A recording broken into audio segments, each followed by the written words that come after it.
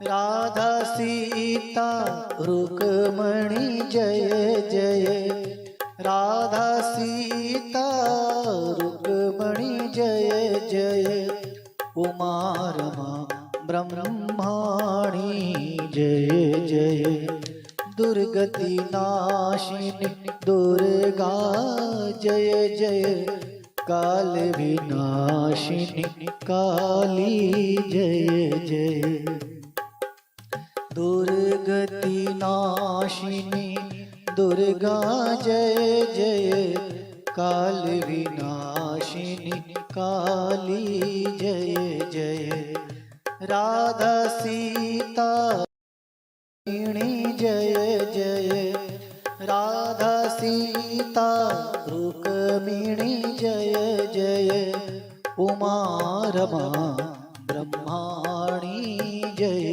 जय, उमा रमा ब्रह्माणी जय जय। हरे हरे गोवर तेरा आंगन ले पाओ मैया, आंगन ले पाओ मैया, आसन लगाओ मैया, आसन लगा के मैया, चुनरी सजाओ मैया, बैठो बैठो जी दरबार, दरबार लाटा वालिए, भगत तेरे ने मैया जगन रचाया, जगन रचाया मैया, ज्योत है जगाई, ज्योत जगाई मैया, अर्जी लगाई तेरे चरणों में शीश झुकाया, जय जय माँ, जय जय माँ, जय जय माँ, जय जय माँ।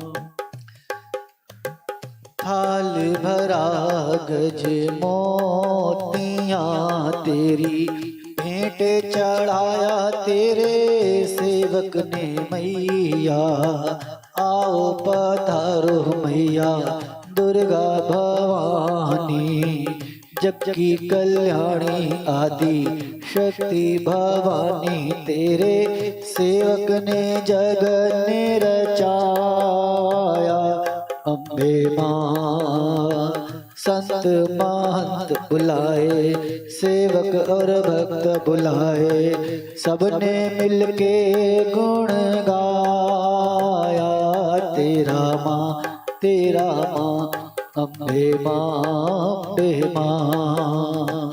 आई तू आई मैया शेर सवारी, भक्तों ने तुझ पर माता न्योछावर वारी मैया, दे के आशीष किया निहाल, जय जय माँ, जय जय माँ, जय जय माँ, जय जय माँ।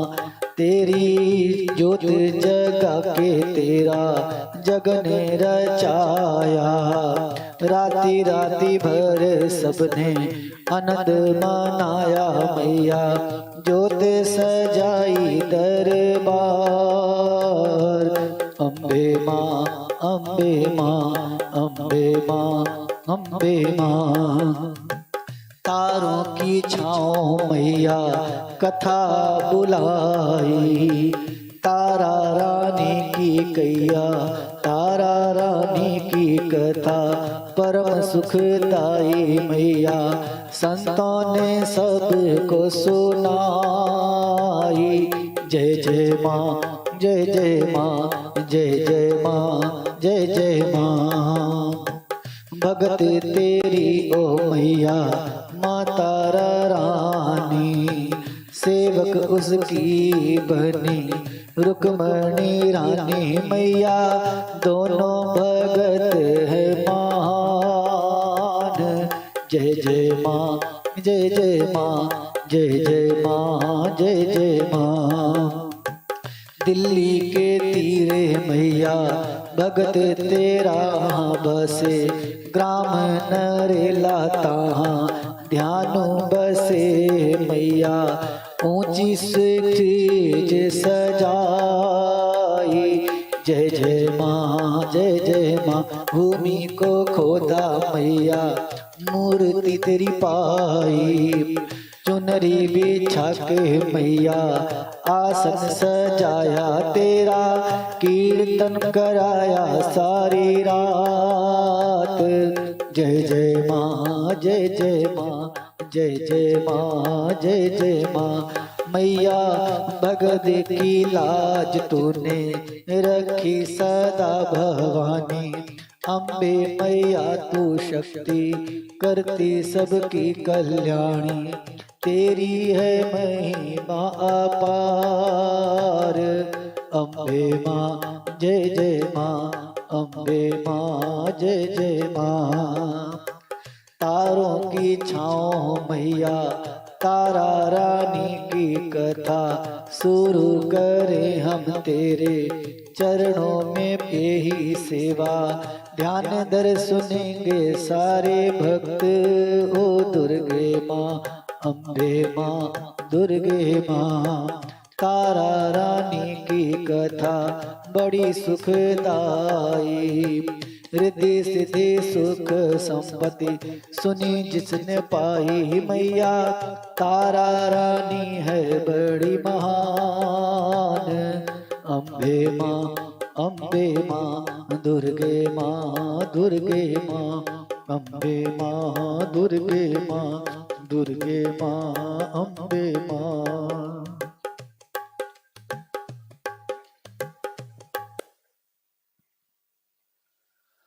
ओम श्री जगदम्बायै दुर्गा देव्यै नमः।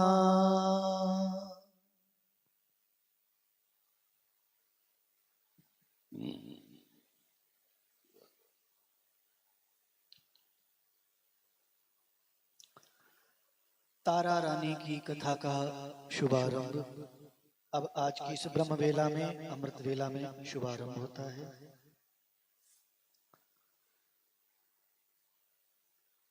तारा रानी की कथा से पूर्व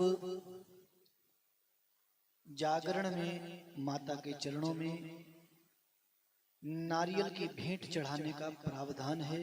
गुरुजनों ने ऐसा विधान किया।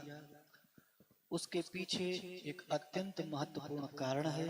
बड़ी सुंदर कथा है। उस कथा का आख्यान तारा रानी की कथा के आरंभ में एक रूपक के रूप में माता के चरणों में अवश्य प्रस्तुत किया जाता है। आइए हम उस कथानक को श्रवण करके पुण्य लाभ अर्जित करेंगे।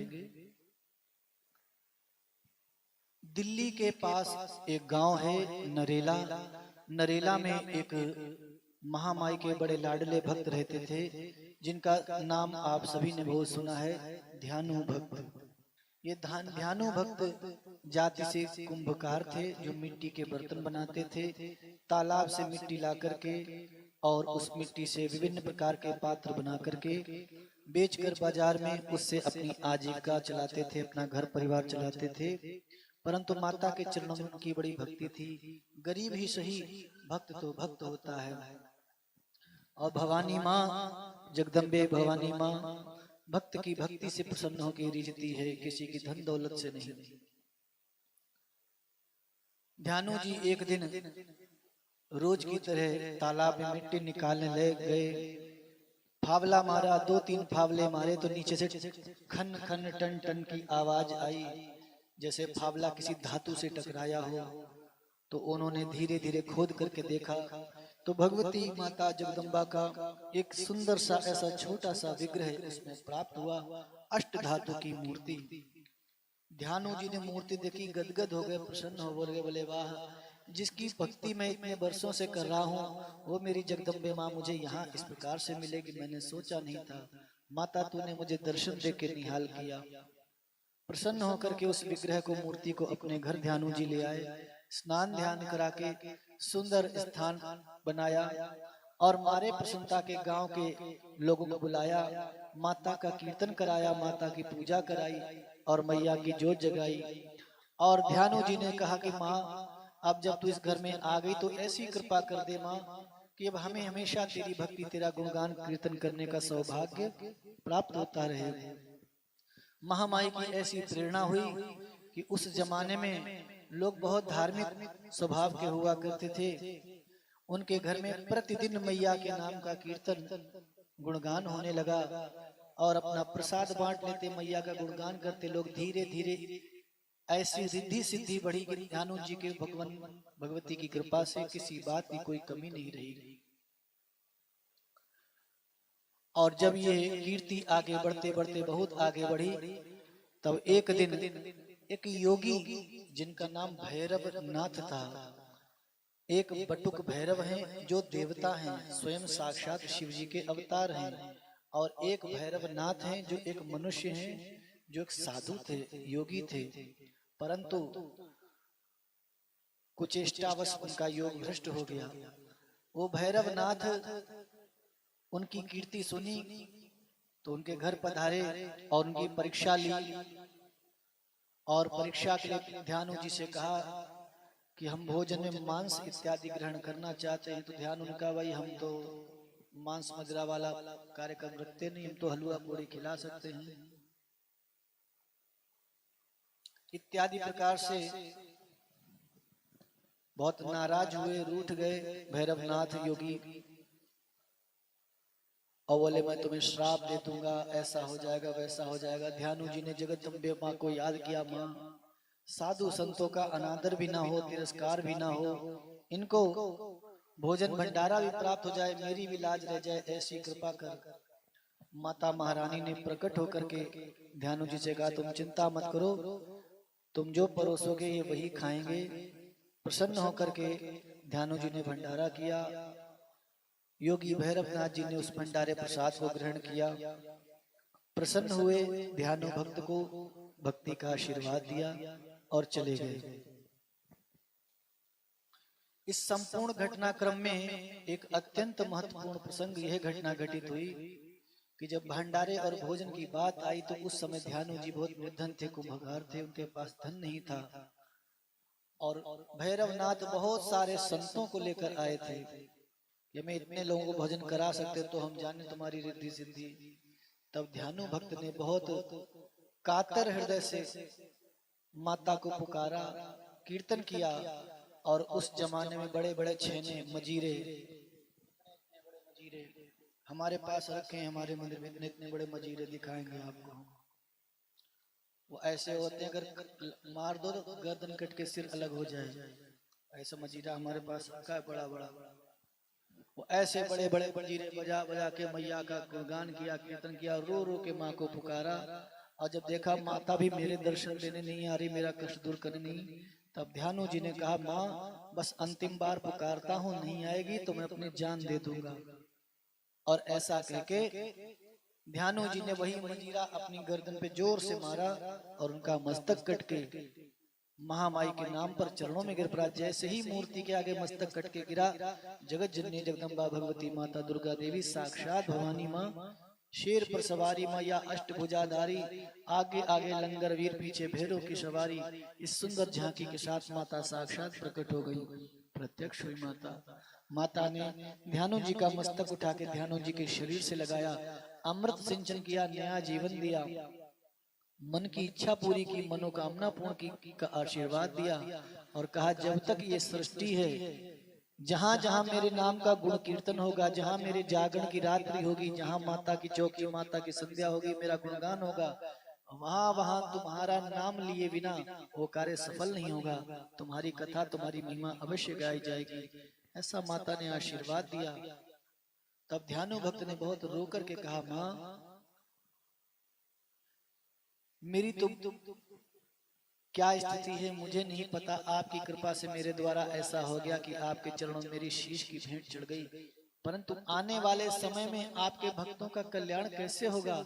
हर कोई तो आपके चरणों में अपना शीश काट के नहीं चढ़ा सकेगा।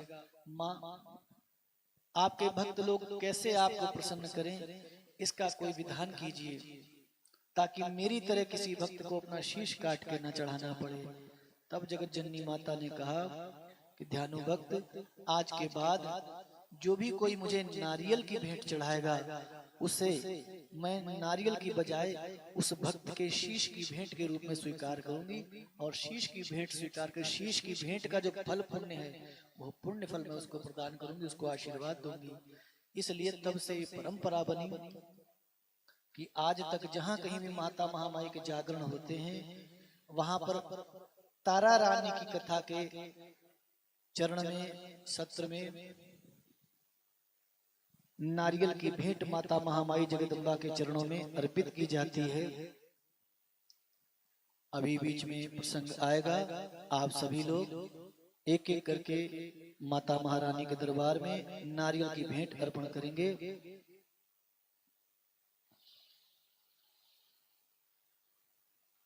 और तब तक हम तारा रानी की कथा का शुभारंभ करते हैं, क्योंकि हमारे आदरणीय डॉक्टर साहब की ओर से बहुत ही सुंदर सुझाव प्राप्त हुआ है कि जो कार्य समय से हो जाए वो सबसे ज्यादा अच्छा।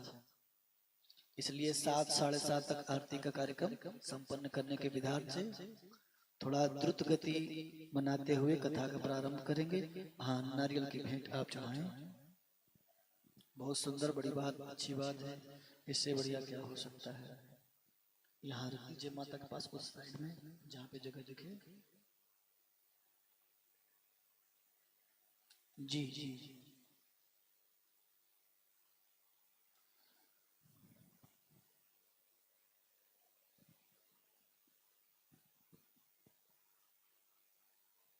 आप सब लोग रख दीजिए, चिंता मत करिए, बिल्कुल सही जगह भेंट लगेगी। अभी 10 तारीख को मैं वैष्णो देवी जाऊंगा, सारे नारियल उठा के वहीं लिए जाऊंगा माता के दरबार में, सब पहुंचा दूंगा। एक बोरा भर के लिए जाऊंगा, सब वहीं पहुंचा दूंगा। आप लोगों की भेंट ऐसी किसी की जागरण में भेंट नहीं लगती जैसी हमारे जागरण में लग रही, सीधे वैष्णो देवी पहुंचेंगे सब नारियल। आइए हम शुभारंभ करते हैं तारा रानी की कथा का।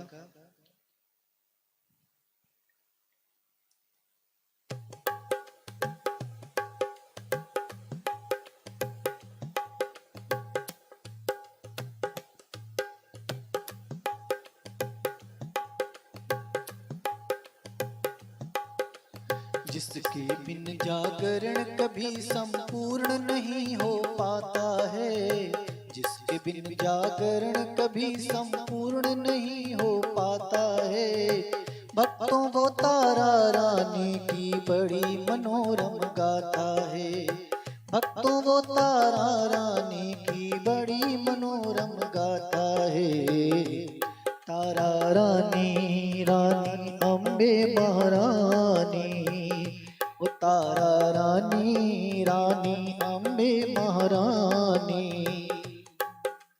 जिसके बिन जागरण कभी संपूर्ण नहीं हो पाता है, जिसके बिन जागरण कभी संपूर्ण नहीं हो पाता है।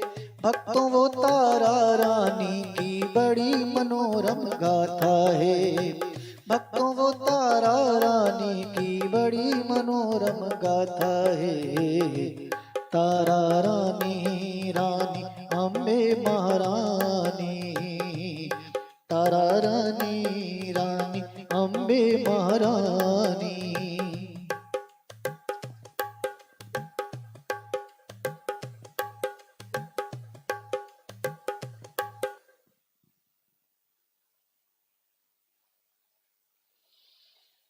तारा रानी की कथा का शुभारंभ करते हुए समास क्रम में हम कथा को कहेंगे। समास क्रम का अर्थ है क्रमबद्ध ढंग से, परंतु थोड़ा संक्षेप में, ताकि निर्धारित समय अवधि में सभी कार्य संपन्न हो। आप लोग ध्यान लगाकर आनंद से सुने। हमारे पूर्वजों ने, गुरुजनों ने, आचार्य जनों ने कहा है, आप सभी सम्मानित भक्त लोग भी इस बात को जानते हैं कि जिस जागरण में माता का जहाँ कहीं भी जागरण हो और वहां तारा रानी की कथा का यदि गुणगान नहीं किया जाए तो वह जागरण दोष युक्त हो जाता है, दोषमय हो जाता है, उससे अपराध और पाप लग जाता है। तारा रानी की कथा कहे बिना जागरण की संपूर्ण फलश्रुति प्राप्त नहीं हो पाती। तारा रानी की कथा के संदर्भ में पुराणों में वर्णन है कि पूर्व काल में एक राजा हुए हैं जिनका नाम राजा स्पर्श हुआ। महाराजा स्पर्श की कोई संतान नहीं थी। महाराजा स्पर्श बहुत ही धर्मात्मा, ईश्वर भक्त, भगवती जगत जननी जगदम्बा दुर्गा माँ के अत्यंत लाडले, अनन्य भक्त, कृपा पात्र भक्त थे। और स्पर्श राजा के कोई संतान नहीं थी। एक बार उन्होंने अपने सभी मंत्रिमंडल से, विद्वज्जनों से, ब्राह्मणों से बैठ के परामर्श किया कि मैं ऐसा कौन सा कार्य करूं जिससे मुझे संतान की प्राप्ति हो। उनके विद्वत मंडल में जो जितने विद्वान ब्राह्मण थे, सभी ब्राह्मणों ने कहा, राजन, आप भगवती का चंडी यज्ञ का अनुष्ठान कीजिए। चंडी यज्ञ के अंतर्गत श्री दुर्गा सप्तशती के संपुटित पाठ का बहुत बड़ा यज्ञ अनुष्ठान होता है, जो कि प्रायः हम भी अपने यहाँ पर आश्रम पर, अपने मंदिर पर करवाते रहते हैं। अभी नवरात्रि में हमारे अयोध्या से राष्ट्रीय ख्याति प्राप्त आचार्य पंडित अंबिका प्रसाद त्रिपाठी जी आए थे और 9 दिनों तक दुर्गा सप्तशती का चंडी यज्ञ का अनुष्ठान हुआ। लॉकडाउन से पहले सार्ध चंडी का कार्यक्रम किया था, जिसमें 51 पाठ दुर्गा सप्तशती के हुए थे। उससे के बाद अभी शतचंडी के कार्यक्रम की और योजना है। तो ये चंडी यज्ञ कराए जाते हैं, उसमें दुर्गा सप्तशती का पाठ होते हैं और बहुत संपूर्ण विधान के अनुसार। और उसकी विशेष बात है कि उस यज्ञ के जो अनुष्ठान के जो हवन होते हैं वो रात्रि में किए जाते हैं। पाठ पूजा इत्यादि में पूरा दिन लग जाता है, पूरा दिन। विद्वान कई ब्राह्मण उसमें लगते हैं, 15 20 50 ब्राह्मण लगते हैं। इस प्रकार से राजा से कहा कि आप चंडी यज्ञ का अनुष्ठान कीजिए। तो राजा जी ने पूछा, कितने चंडी यज्ञ करें? तो ब्राह्मणों ने विचार करके कहा कि आप सहस्त्र चंडी पाठ कीजिए। सहस्त्र चंडी यानी दुर्गा सप्तशती के 1008 पाठ का अनुष्ठान। राजा स्पर्श ने ब्राह्मणों की, विद्वानों की आज्ञा पालन करके 1008 श्री दुर्गा सप्तशती के पाठों का यज्ञ संकल्पित किया और वह अनुष्ठान अत्यंत भक्ति भाव से संपन्न हुआ। इस संकल्प के साथ सर्वाबाधा विनिर्मुक्तो धन धान्य सुतान्वितः मनुष्यो मत प्रसादेन भविष्यति संशयः इत श्लोक के साथ संपुटित करके किया गया, जिससे समय के अनुसार राजा स्पर्श को 2 कन्याओं की प्राप्ति हुई। 2 कन्याओं की प्राप्ति होने से राजा बड़े प्रसन्न हुए कि चलो, लोगों के एक करके होते, मेरे एक बार में 2 कन्या, मुझे बड़ी खुशी, मेरे घर साक्षात देवी का रूप आई। प्राचीन काल में और वर्तमान में भी ऐसे प्रबुद्ध जन हैं जिनके घर में कन्या जन्म लेती तो वो बहुत प्रसन्न हो जाते हैं। जो अच्छे संस्कार संपन्न सुशिक्षित हैं, समझदार लोग, वो कन्या के जन्म से बहुत खुशी मनाते हैं। अज्ञानी जन कन्या का जन्म हो जाए तो बड़ा छाती पीट के रोते हैं। तब कन्या के जन्म से राजा बहुत प्रसन्न हुए। राजन ने अपने मंत्रिमंडल के विद्वान ब्राह्मणों से, ज्योतिषियों से पूछा कि आप लोग योग, लग्न, ग्रह, वार, तिथि, नक्षत्र इत्यादि देकर के ज्योतिष की दृष्टि से बताइए कि इन कन्याओं का भाग्य क्या है। तो सब मंत्री मंडल में सारे विद्वान चुप शांत बैठ गए। सोचा क्या बोले। राजा बोले, आप लोग बोलिए, संकोच मत कीजिए, क्या बात है। तो सभी ब्राह्मणों ने एक स्वर में कहा, राजन, यदि आप मृत्यु दंड क्षमा करें तब हम लोग कुछ कहें। बोले, हम सब क्षमा कर देंगे, आप कहिए, जो भी बात है स्पष्ट कहिए।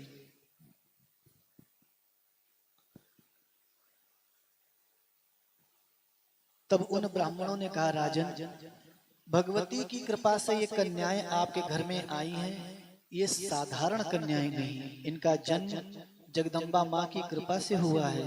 ये साधारण कन्याएं नहीं, ये तीनों लोकों में आपकी कीर्ति और ख्याति को प्रतिष्ठित करने के लिए आई है और इसके लिए आपको एक महत्वपूर्ण कार्य करना पड़ेगा। राजा बोले, बताइए क्या करना है। तो ब्राह्मणों ने कहा, महाराज, आपको इन दोनों कन्याओं का त्याग करना होगा। आप इनको अपनी पुत्री बना के नहीं रख सकते। राजा बड़े चिंतित हुए, कैसे त्याग दें, अभी तो नवजात बालक हैं, 10 दिन के भी नहीं हुए, 15 दिन के, इन्हें कैसे छोड़ दें। तो ब्राह्मणों ने सुझाव दिया कि राजन, ऐसा करिए, एक सुंदर सोने का बक्सा बनाइए, उसमें हीरे जवाहरात मणि माणिक इत्यादि रख दीजिए, प्रचुर धन रख दीजिए, दोनों कन्याओं को उसमें लेटा दीजिए और तीर्थ नदी में, गंगा इत्यादि नदी में प्रवाहित कर दीजिए।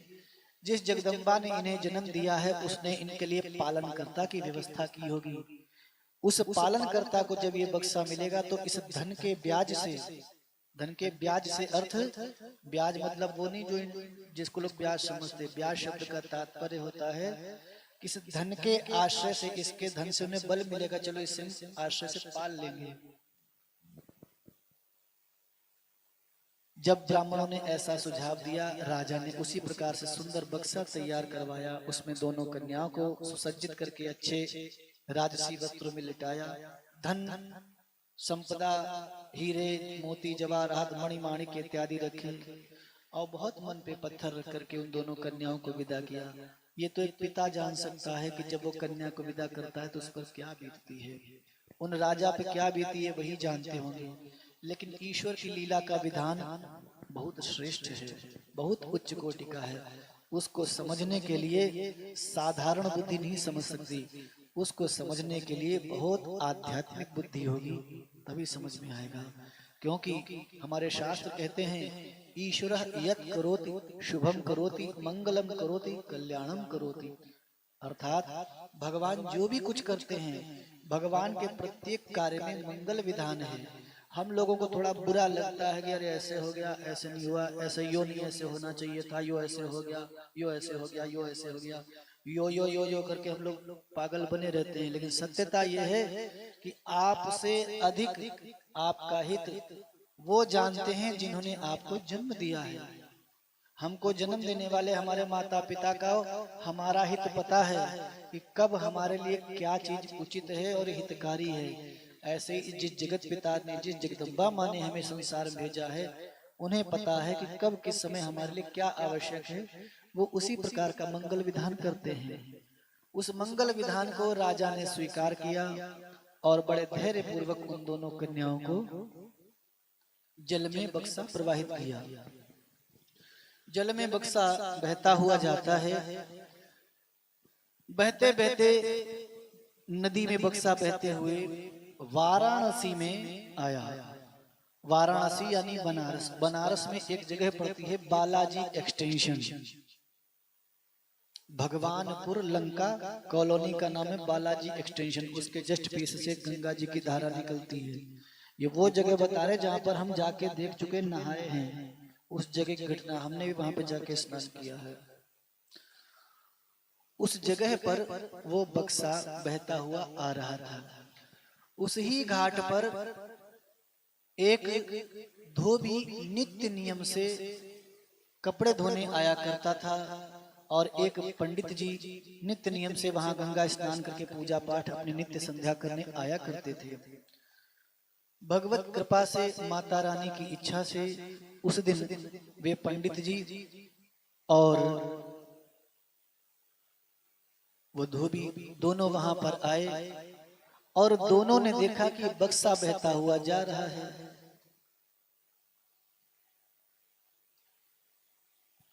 बक्सा बहता हुआ जाता देख करके पंडित जी ने और धोबी ने एक दूसरे को देखा। तब धोबी सोचा मैं क्या करूं, तो ब्राह्मण तो विद्वान होते हैं, ज्ञानी होते हैं। उन्होंने कहा भाई ऐसा करो, बक्सा निकाल लाओ, देखो क्या भगवान की इच्छा, परमात्मा की इच्छा होगी। धोबी को लगा कहीं पंडित जी ऐसा ना हो कि कुछ ले लें हमसे निकलवाएं और बक्सा छीन लें, क्योंकि कलयुग है। कलयुग में लोगों की ब्राह्मणों और संतों के प्रति भावना अच्छी नहीं होती। तो उसने, धोबी ने सोचा कहीं ऐसा ना हो, बक्सा निकलवाएं हमसे और ले जाएं पंडित जी और हम ठन ठन गोपाल घूमें। धोबी ने कहा महाराज ऐसे कैसे।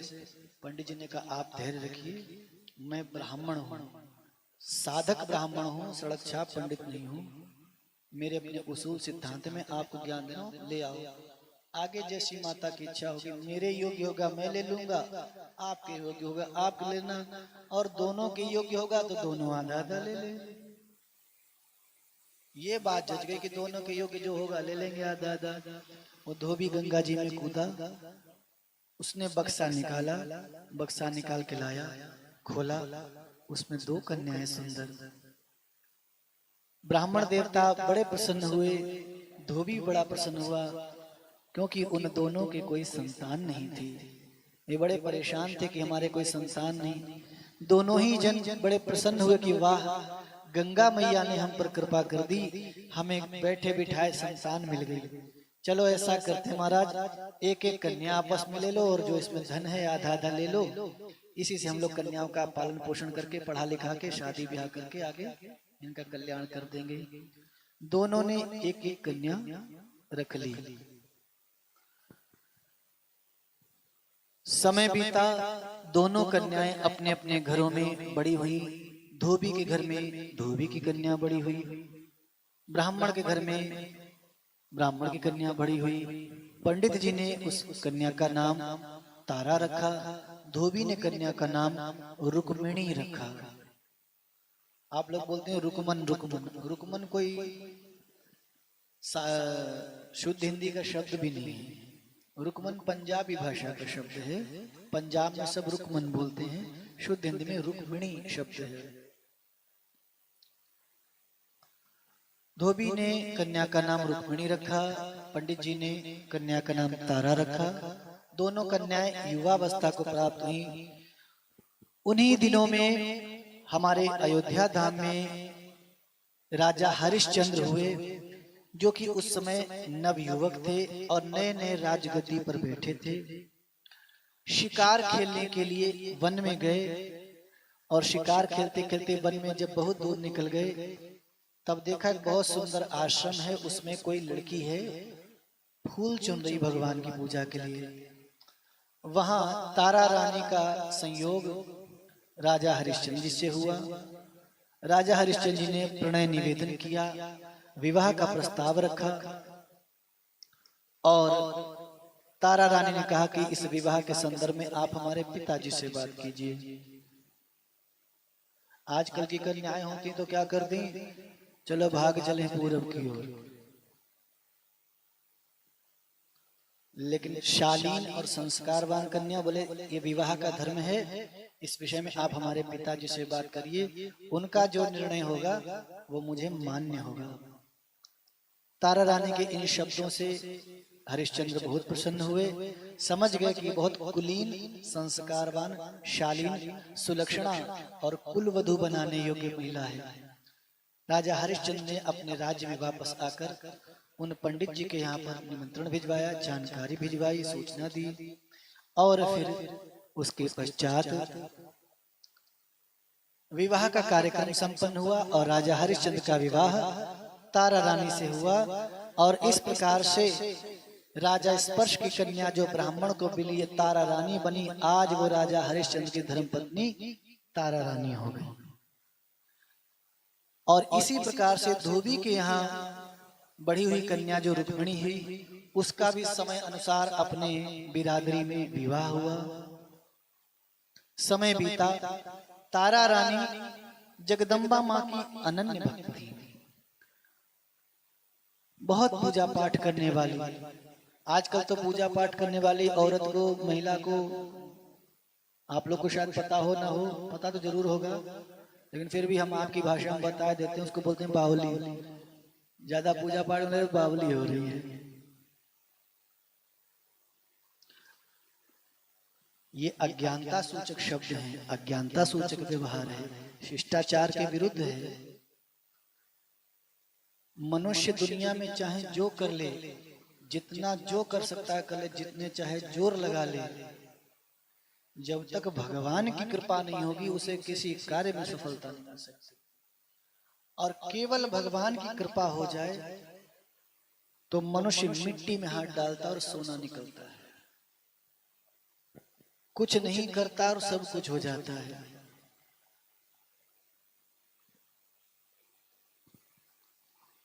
और इस बात का अगर जीता जागता प्रमाण देखना हो तो मुझे देख लो, मैं आप सबके सामने बैठा हूं, इसी कलयुग में, इसी धरती पे, इसी कॉलोनी में आप सबके बीच में रहता हूं। भगवान की कृपा के बल पे दम पे रहता हूं और भगवान की कृपा से किसी बात की कोई कमी नहीं है, सब आनंद बरस रहा है। ये मेरी अपनी बात नहीं, मेरा तजुर्बा आप सबके लिए शिक्षा उपदेश है कि जीवन में चाहे जो करो भगवान के भरोसे होकर करो। स्वयं भगवान ने भगवत गीता में अर्जुन को भी उपदेश देते हुए कहा है, तस्मात् सर्वेषु कालेषु माम अनुस्मर युद्ध च। अर्थात तू जब जिस समय तुझे जो करना सो कर, मेरा स्मरण करके कर। भगवान का नाम लेकर के ही हम जो कार्य करते हैं वो सब सफल हो जाता है। हम मोटरसाइकिल खरीदते हैं तो कहते हैं पूजा करा दो, 4 पहिए गाड़ी खरीदे पूजा करा दो, फ्रिज खरीद लाए तो उस पे पूजा कर दो, कूलर खरीद लाए तो पूजा करा दो। अरे भाई, ये कूलर तो लोहा है, फ्रिज तो लोहा है, कार और मोटरसाइकिल सब लोहा है, लोहे की क्यों पूजा? लोहे की पूजा नहीं हो रही, पूजा भगवान की हो रही। क्यों हो रही है? क्योंकि भगवान की कृपा चाहिए।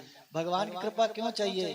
क्योंकि यदि भगवान की कृपा होगी तो ये आई हुई चीज हमें फलेगी। गाड़ी ले आए, पूजा करा ली, फलेगी, नहीं पूजा कराई तो ठुक जाएगी कहीं। इतनी बात तो सब लोग जानते हैं। इसका अर्थ क्या है? तेरी इच्छा के बिना हे प्रभु मंगल मूल, पत्ता तक हिलता नहीं, खिले न कोई फूल। भगवान की इच्छा के बिना कुछ नहीं होता।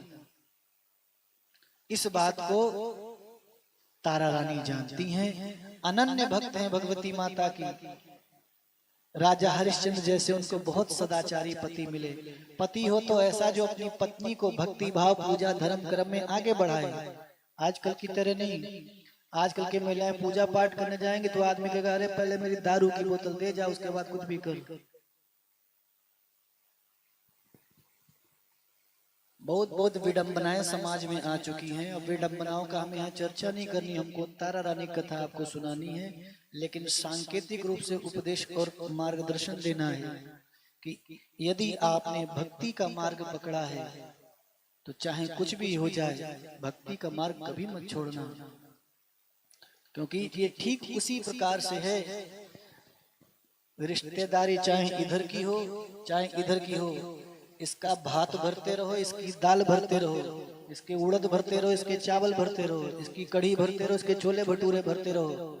लेकिन जब विपत्ति आएगी सब रिश्तेदार करेंगे नमो नारायण, काम सिर्फ माँ बाप आएंगे। माँ होगी जो आंचल में बिठा लेके सारा तुम्हारा गम दुख दूर कर देगी। पिता ही होगा जो अपने आप को गिरवी रख करके ब्याज पे पैसे लाके तुम्हें विदेश भेज देगा पढ़ने के लिए। और रिश्तेदारों के खटकालना दरवाजा फूटी कौड़ी नहीं देता, सबके चाहे दाल चावल भात भरते रहो। ये उदाहरण है इस बात का कि माता पिता के प्रति भक्ति रखनी चाहिए, उनकी भक्ति ही कल्याण करती है। उसी प्रकार से जिस इष्ट आराधना में आप हैं उस इष्ट देवता की भक्ति करें, भक्ति से ही मनुष्य को शक्ति और सफलता प्राप्त होती है। हमारे बहुत सारे ऐसे शिष्य सेवक हैं जिन्होंने सिद्धि प्राप्त कर ली, जिनको हमने दीक्षा दी और उन्होंने ढंग से तमीज से साधना की, आज उनके पास सिद्धि है। वो सिद्धि से अपना भी कल्याण कर रहे, लोगों का भी कल्याण कर रहे। उसमें से 1-2 लोग यहाँ बैठे हैं, मैं उनका नाम नहीं बताऊंगा, मेरे सामने बैठे हैं, उनकी स्थिति बहुत अच्छी है। ये भगवान की भक्ति की महिमा है। इसलिए भक्ति सदैव करनी चाहिए, भक्ति से कभी पीछे नहीं हटना चाहिए। तारा रानी माता जगदम्बा दुर्गा देवी की अनन्य भक्त हैं। राजा हरिश्चंद्र ने उनकी भक्ति को देखते हुए उनको पूर्ण सहयोग दिया और महल के अंदर एक बहुत सुंदर महल बनवाया। उस महल के अंदर बहुत सुंदर मंदिर, उस पूरा वैष्णो देवी के दरबार जैसा पूरा दृश्य, टोटल A to Z व्यवस्था कर दी और उसका टोटल अधिकार तारा रानी के हाथ में। लेकिन भाई एक व्यक्ति सब कुछ नहीं कर सकता, उसको भी सपोर्ट की जरूरत है। तारा रानी ने कहा, मुझे मेरे मन के अनुकूल एक सेविका, एक अच्छी दासी चाहिए। राजा है, राजा ने वैकेंसी निकाल दी। एक अच्छी कुलीन, संस्कार संपन्न, धर्मपरायण दासी की आवश्यकता है। इंटरव्यू दिए गए, फॉर्म भरे, बहुत लोग आए। धोबी की पुत्री रुक्मणी के पास भी सोचना पड़ी, उसने भी सोचा अरे मुझे महल में नौकरी मिल जाएगी, कितना बढ़िया, मेरी लाइफ बन जाएगी, राजा की नौकरी। अप्लाई कर दिया, इंटरव्यू हुआ, रुक्मणी पास हो गई। ये जगदम्बा की इच्छा है। और रुक्मणी को तारा रानी ने अपनी प्रधान और प्रमुख सेविका बनाकर अपने साथ रखा। अपनी प्रधान और प्रमुख सेविका बनाकर जब अपने साथ रखा, टोटल इंचार्ज बना दिया हर चीज का। बस एक कमी रखी, जिस पूजा घर में तारा रानी का मंदिर था उसकी चाबी नहीं दी। माता के मंदिर को खोलना, अंदर जाके झाड़ू पोछा सेवा साफ सफाई पूजा पाठ मंत्र जप आराधना कथा वो अकेले करूंगी, उसका अधिकार किसी को नहीं। बाकी सब कुछ ठीक, मेरा सारा व्यवस्था देखो लेकिन मेरे कमरे में मत घुसो।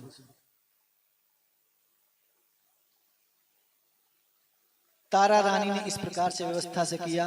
रुक्मिणी भी अपने सुचारू रूप से सेवा भक्ति में लगी रही, लेकिन मन में कभी कभी चिंता होती थी, विचार आता था कि रानी जी वैसे तो बहुत अच्छी हैं, इनका मन बड़ा कोमल है, स्वभाव बड़ा सरल है और भक्ति भाव वाली, सब कुछ अच्छे, मुझे अपना मानती, अपने सीने से लगा के लाड़ प्यार भी करती, परंतु रानी जी बस इस मंदिर की चाबी नहीं देती, इसमें मुझे झाड़ू पोछा लगाने के लिए नहीं बोलती हैं, क्या है क्या नहीं है। एक दिन कुतूहलवश रुक्मिणी देवी ने तारा रानी से हाथ जोड़ के विनती करते हुए प्रार्थना करी, महारानी जी मैं आपसे कुछ विनती करना चाहती हूँ, यदि मेरा अपराध आप क्षमा करें तो मैं कुछ कहूँ। तारा रानी ने मुस्कुराते हुए कहा, बोल पगली, तो क्या मुझसे कोई और है अलग है, तू बता।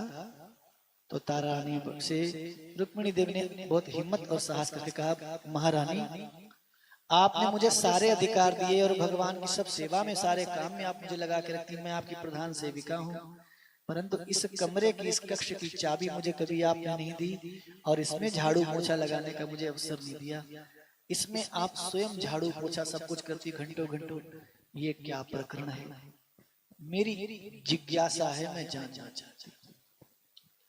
तारा रानी भावुक भक्त हैं, बोली बस इतनी सी बात, चला इधर, हाथ पकड़ा, कमरे का ताला खोला, गेट खोला, रुक्मिणी को लेकर के अंदर गई और अंदर जाके जैसे ही रुक्मिणी ने अंदर का दृश्य देखा, रुक्मिणी भाव विभोर हो गई, भाव विवल हो गई, नेत्रों से अश्रुधारा बहने लगी।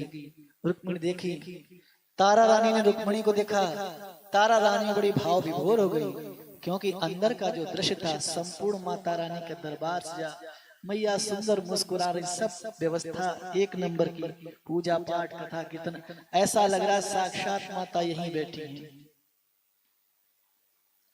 भाव विभोर हो गई। तब रुक्मिणी ने कहा, महारानी मैं आपसे कुछ निवेदन करना चाहती हूँ। हाँ बोल, क्या कह रही है। महारानी जी आपको शायद ज्ञात हो न हो, आप मेरी बड़ी बहन हैं, मैं आपकी छोटी बहन हूँ, पिछले जन्म में हम दोनों सगी बहनें थे, प्रारब्ध वशात अपराध होने के कारण, उस दोष को भोगने के कारण, उस कर्म भोग भोगने के कारण हमें ये तीसरा जन्म प्राप्त हुआ और इस तीसरे जन्म में हमारा आपका मिलन हुआ। तारा रानी तो सिद्ध भक्त थी, बोली बिल्कुल ठीक कहती है तू, मुझे तेरी बात पे पूर्ण विश्वास है, हम दोनों सगी बहनें हैं, लेकिन देख तू मेरी बहन, मैं तेरी बहन हूँ, ये हम दोनों को पता है, परंतु देख बहना ये संसार बड़ा खराब है, इस संसार में ना लोग तुझे दासी और मुझे रानी के रूप में ही देखेंगे, तू चाहे कितना भी ढोल पीट ले कि तू मेरी बहन है, या मैं कितना भी ढोंढोरा पीट लूं कि ये मेरी बहन है, कोई नहीं मानने का। संसार की दृष्टि बड़ी विचित्र होती है, इसलिए संसार के समाज में हम तुम रानी और दासी बन के ही रहेंगे, लेकिन तू मेरी बहन है, चिंता मत कर, मैं तेरे साथ हमेशा हूँ। बोल बता और तुझे क्या चाहिए। रुक्मिणी देवी ने कहा, दीदी पूर्व जन्म में जो मुझसे गलती हुई, भूल चूक हुई, उसके फलस्वरूप मुझे जन्म मिला, अब मुझे आप भगवती माँ के नाम की दीक्षा दीजिए, भगवती की शरणागति प्रदान कीजिए, दुर्गा माँ की शरणागति प्रदान करके मुझे इनकी भक्ति प्रदान कीजिए और मुझे इनकी भक्ति के मार्ग पर आगे बढ़ाइए। तारा रानी ने उसी समय पंच संस्कार विधि पूर्वक भगवती माता की दीक्षा रुक्मिणी को दी, कान में दुर्गा मंत्र का उपदेश किया, भगवती की शरणागति प्रदान कर दी और कहा चल अब तो रोज नियम से माँ की भक्ति कर, माँ का गुणगान कर। यहाँ पर अत्यंत महत्वपूर्ण ज्ञातव्य प्रसंग है दीक्षा। दीक्षा क्या है? व्रतेन दीक्षां माप्नोति, दीक्षां माप्नोति श्रद्धया, श्रद्धया माप्नोति दक्षिणः, दक्षिणः माप्नोति तत्फलम्। दीक्षा शब्द का अर्थ है अधिकार प्राप्त करना, लाइसेंस प्राप्त कर लेना। जैसे कोई भी व्यक्ति मोटरसाइकिल भले खरीद के ले आए लेकिन लाइसेंस नहीं है तो पकड़े जाने पर तो चालान कटेगा या भीतर जाएगा।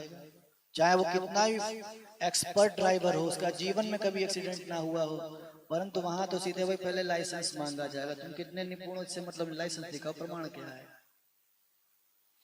इसी प्रकार से हम जब आत्म कल्याण पारलौकिक श्रेष्ठ गति के लिए आगे बढ़ते हैं तो जिस मार्ग का हम अनुसंधान करते हैं वह मार्ग है शरणागति, भगवान की भक्ति।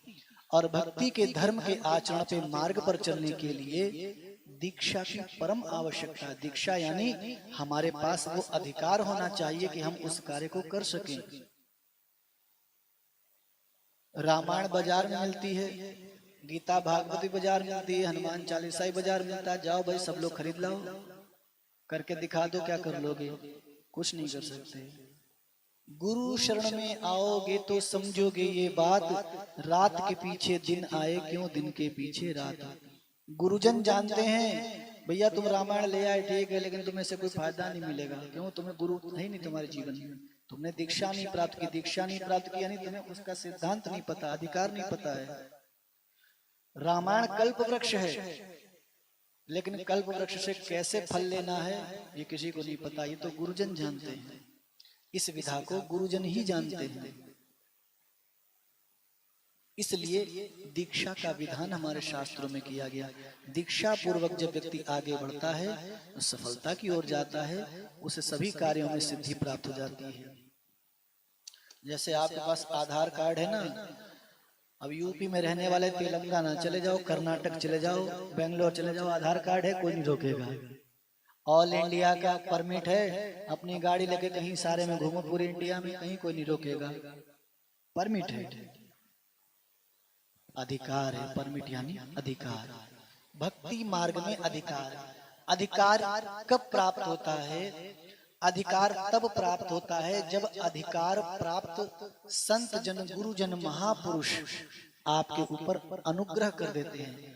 अनुग्रह अर्थात रीझ गए, किसी बात से प्रसन्न हो गए, सर पे हाथ रख दिया। चलो, सर पे हाथ रखने का अर्थ है ऐसे नहीं कि सबके सर, तो सामान्य व्यवहार की बात है।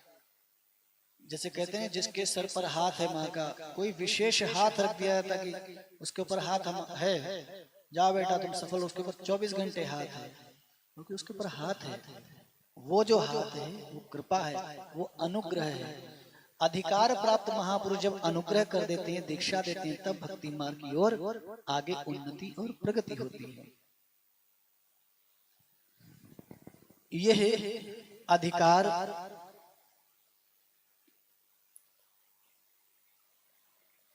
महारानी तारा देवी ने रुक्मिणी देवी को प्रदान किया। दीक्षा विधि पूर्वक वैष्णवता प्रदान की और वैष्णवता प्रदान करके भगवती की भक्ति का मार्ग सुलभ कर दिया।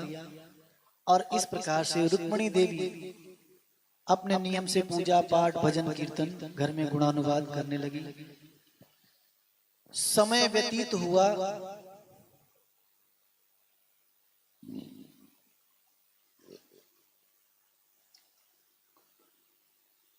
एक दिन रुक्मिणी ने तारा रानी से कहा, दीदी महारानी मैं कुछ पूछना चाहती हूँ। क्या? मेरे कोई संतान नहीं है, क्या आप मेरे लिए माँ जगदम्बा से प्रार्थना कर सकती हैं कि मेरे संतान हो जाए? तारा देवी ने कहा मैं बिल्कुल कर दूंगी प्रार्थना, लेकिन तुझे साधना तो करनी होगी ना, तू भी कुछ पूजा पाठ जब तक अनुष्ठान कर ले। तो ये मंत्र है, इसको ऐसे जाप कर, ऐसे पूजा कर, इस प्रकार से अखंड ज्योत जला 9 दिन की और विधि पूर्वक माँ की आराधना कर, तुझे पुत्र लाभ की प्राप्ति होगी।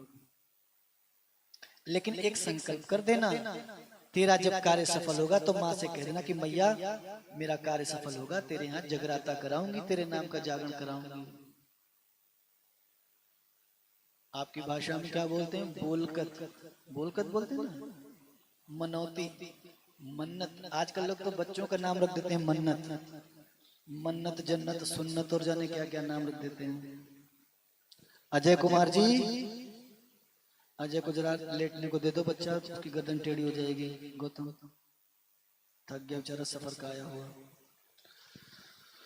हे मई मेरी सच्चियां जोता वाली माता जी तेरी सदा ही जय जयकारा।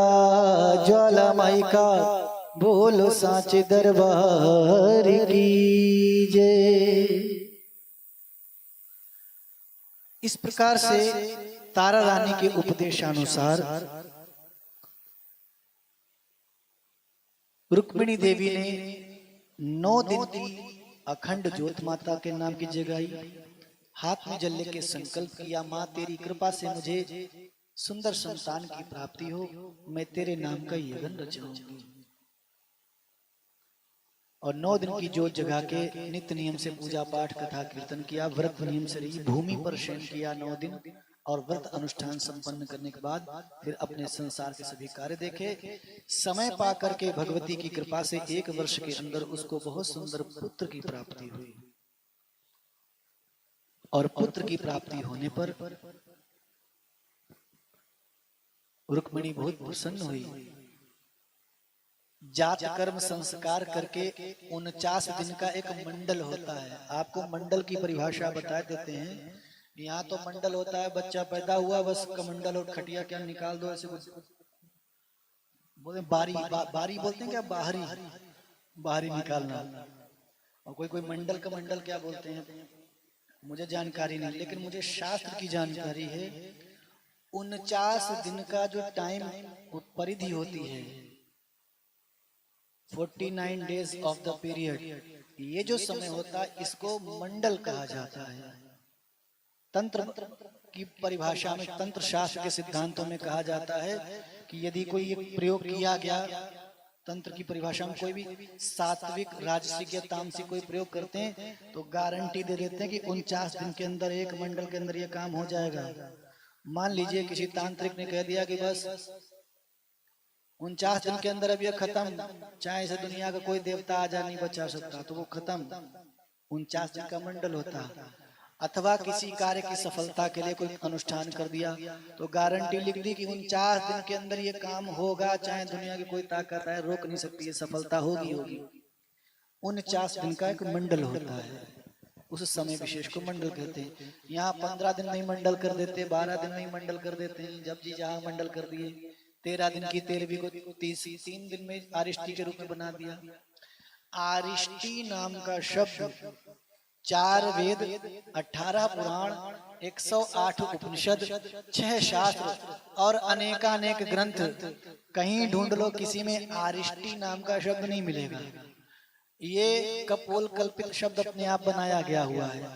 और आरिष्टि है भी नहीं, लोग तो इंग्लिश में बोलते हैं आरएसटी। कहाँ गए बोले आरएसटी है, वहां शब्द है आरिष्टि। बड़ा आ, छोटा रा में छोटी की मात्रा, षटकोण वाला आधा श, टा में बड़ी की मात्रा, आरिष्टि। लोग इंग्लिश में बोलते हैं आरएसटी। ये छोटी छोटी अज्ञानताएं हमको बहुत अंधकार की ओर लिए जाती हैं। रुक्मिणी देवी के यहाँ संतान हुई, 49 दिन का मंडल हुआ, विधि पूर्वक सब कार्य हुए। लेकिन रुक्मिणी देवी पुत्र की जन्म की खुशी में उत्सव मनाने में इतनी मशगूल, इतनी प्रसन्न हुई, मैया के लिए किया हुआ संकल्प मनौती बोलकर सब भूल गई कि जागरण कराना, कीर्तन कराना। तो माता ने भैरव बाबा से कहा, भैरवनाथ से जाओ, भैरवनाथ संदेशा पहुंचाओ भाई, ये तो लेट हो रही है। भैरवनाथ ने कृपा करी, भैरवनाथ का गण आया, उस बालक के शीतला निकल आई, जिसे चेचक बोलते हैं। आप लोग सब जानते होंगे, गांव में बोलते हैं माता निकल आई। आधुनिक विज्ञान से पढ़ने वाले वैज्ञानिक लोग बोलते हैं चिकन पॉक्स आ गई है। अगर चिकन पॉक्स आती तो घर में लोग छौंका लगाते रहते, खाते पीते रहते। ये लोग आप भी जानते, जब किसी के माता निकलती है तो घर में छौंका नहीं लगाते, तड़का नहीं लगाते, नीम की पत्तियां सिरहाने रखते, नीम के पत्ते से झाड़ा देते हैं और खुजलाते नहीं हैं। क्यों? क्योंकि चिकन पॉक्स तो आधुनिक भाषा के अज्ञानी लोग कह रहे हैं, मूल तत्व में तो ये माता का है प्रसाद। मेरे अपने जीवन में भी हुई, मैं अपनी जीवन की घटना बता देता हूँ। हालांकि पर्सनल बातें किसी से सार्वजनिक मंच पर नहीं कहनी चाहिए, लेकिन हम कह देते हैं इसलिए ताकि आपको प्रेरणा मिले और आपसे जीवन में भूल नहीं हो। बहुत छोटी आयु में जब हम दिल्ली में पढ़ा करते थे, विद्यार्थी थे, माता का गुणगान कीर्तन करते थे। जैसे आज ये सब हमारे सेवक शिष्य हैं, ऐसे हम भी अपने गुरुजनों के शिष्य हुआ करते थे। मैया से कभी विनती करी, माँ कभी मेरी भी एक जागरण पार्टी हो, मैं भी दिल्ली में नाम कमाऊं, मेरा भी कीर्तन जागरण का काम हो। हे माँ, मेरा ऐसा काम कर दे, तेरा जागरण करूंगा, तुझे अमुक चीज का भोग लगाऊंगा। मैंने विनती प्रार्थना कर दी, माता की ऐसी कृपा हुई, मुझे बहुत टॉप क्लास प्रोग्राम उस टाइम पे मिला और मैंने दिल्ली में बहुत अच्छा जागरण किया, पहला जागरण, बहुत सफल कार्यक्रम हुआ, बहुत कुछ प्राप्त हुई माता कृपा से। लेकिन बात वही, बुद्धि भ्रष्ट, सब काम अपना काम बनता तो भाड़ में जाए जनता, अपना काम बन गया, भूल गए माता जी को।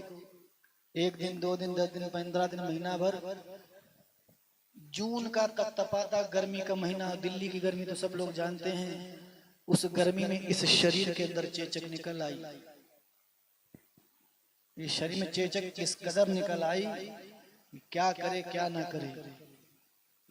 हमारे पूज्य गुरुदेव परम पूज्य श्री मंजीत सिंह प्रधान जी, जख्मी कविराज जी, उनको मेरी सूचना मिली, वो मुझे देखने आए और उन्होंने मुझे देखा तो बोले, बेटा तुमने कोई माता से मनोती में इच्छा करी थी, कोई मनोकामना? मैंने हाँ गुरुजी। क्या? मैंने ऐसे ऐसे मैंने जागरण के लिए कहा था। तो बोले तुमने किया सब? हाँ हो गया। तुमने कोई माता के लिए किया कुछ? हम तो गुरुजी भूल गए। बोले बस यही दंड है, ये दंड है, तो अब किसका क्या समाधान है? बोले माता से क्षमा प्रार्थना करो, विनती करो, जल्द से जल्द ठीक होके सबसे पहले उसी कार्य को करोगे। और हमारे पूज्य गुरुदेव ने कुछ लौंग ली, बैठे पढ़ा, कुछ मंत्र जाप कराया, उतारा करा, ठीक किया और उसके चले गए। 3 दिन बाद में बिल्कुल ठीक हो गया। 20-25 दिन कम से कम मैं बहुत बीमार पड़ा रहा, हालत खराब थी, रोटी पानी को तरस गए। हमारे गुरुदेव ने आके कृपा करी, हमारा संकट हरण किया। 3 दिन के अंदर हम ठीक हो गए। ठीक होने के पश्चात फिर जो माता रानी ने करवाना था बहुत धूमधाम के साथ किया। इस शरीर से ऐसे ऐसे कार्य माता रानी ने करवाए। आज हम भले जाए न जाएं, वहां पर हमारे नाम का लोग गूंज करते हैं। वहां पे माता की मूर्ति है, कहीं पे माता का मंदिर है, कहीं पे लंगर चल रहा है, कुछ न कुछ चल रहा है। दिल्ली में जहाँ पे हमारी घटना है, वहां माता रानी कृपा से फिर वहां मूर्ति की स्थापना करवा के आए। आज वहां पे जो माता की मूर्ति विराजमान है, वो माता के बालक के हाथों से है। तात्पर्य कहने का इस प्रसंग का है, मैं अपनी आत्मश्लाघा, अपनी आत्म प्रशंसा नहीं कह रहा, आप लोगों के लिए उपदेश दे रहा हूँ। जीवन में यदि कभी कोई मनौती मन्नत मान किसी देवी देवता से मानते हो, उसको पूर्ण अवश्य कर दो समय रहते, नहीं तो उसका दंड किसी न किसी प्रकार से भुगतना पड़ता।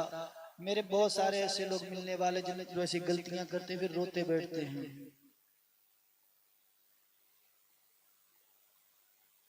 रुक्मणी के बालक को शीतला निकल आई, चेचक निकल आई, सब परेशान हुए। तारा रानी को जानकारी मिली, तारा रानी ने तुरंत कहा, बेटे तूने माता का जागरण नहीं करवाया, ये भैरव बाबा का प्रसाद है, क्या करूं दीदी? बेटे काम कर, नीम की पत्ती ला, इस बच्चे को झाड़ और इतने दिन तक घर में तड़का नहीं लगाना, छौंका नहीं लगाना, गाय के गोबर से लीपना, शुद्ध पवित्र रहना, धूप बत्ती दीप करना है और माता महामाई से विनती प्रार्थना क्षमा कर, मैं ठीक कर देंगे सब।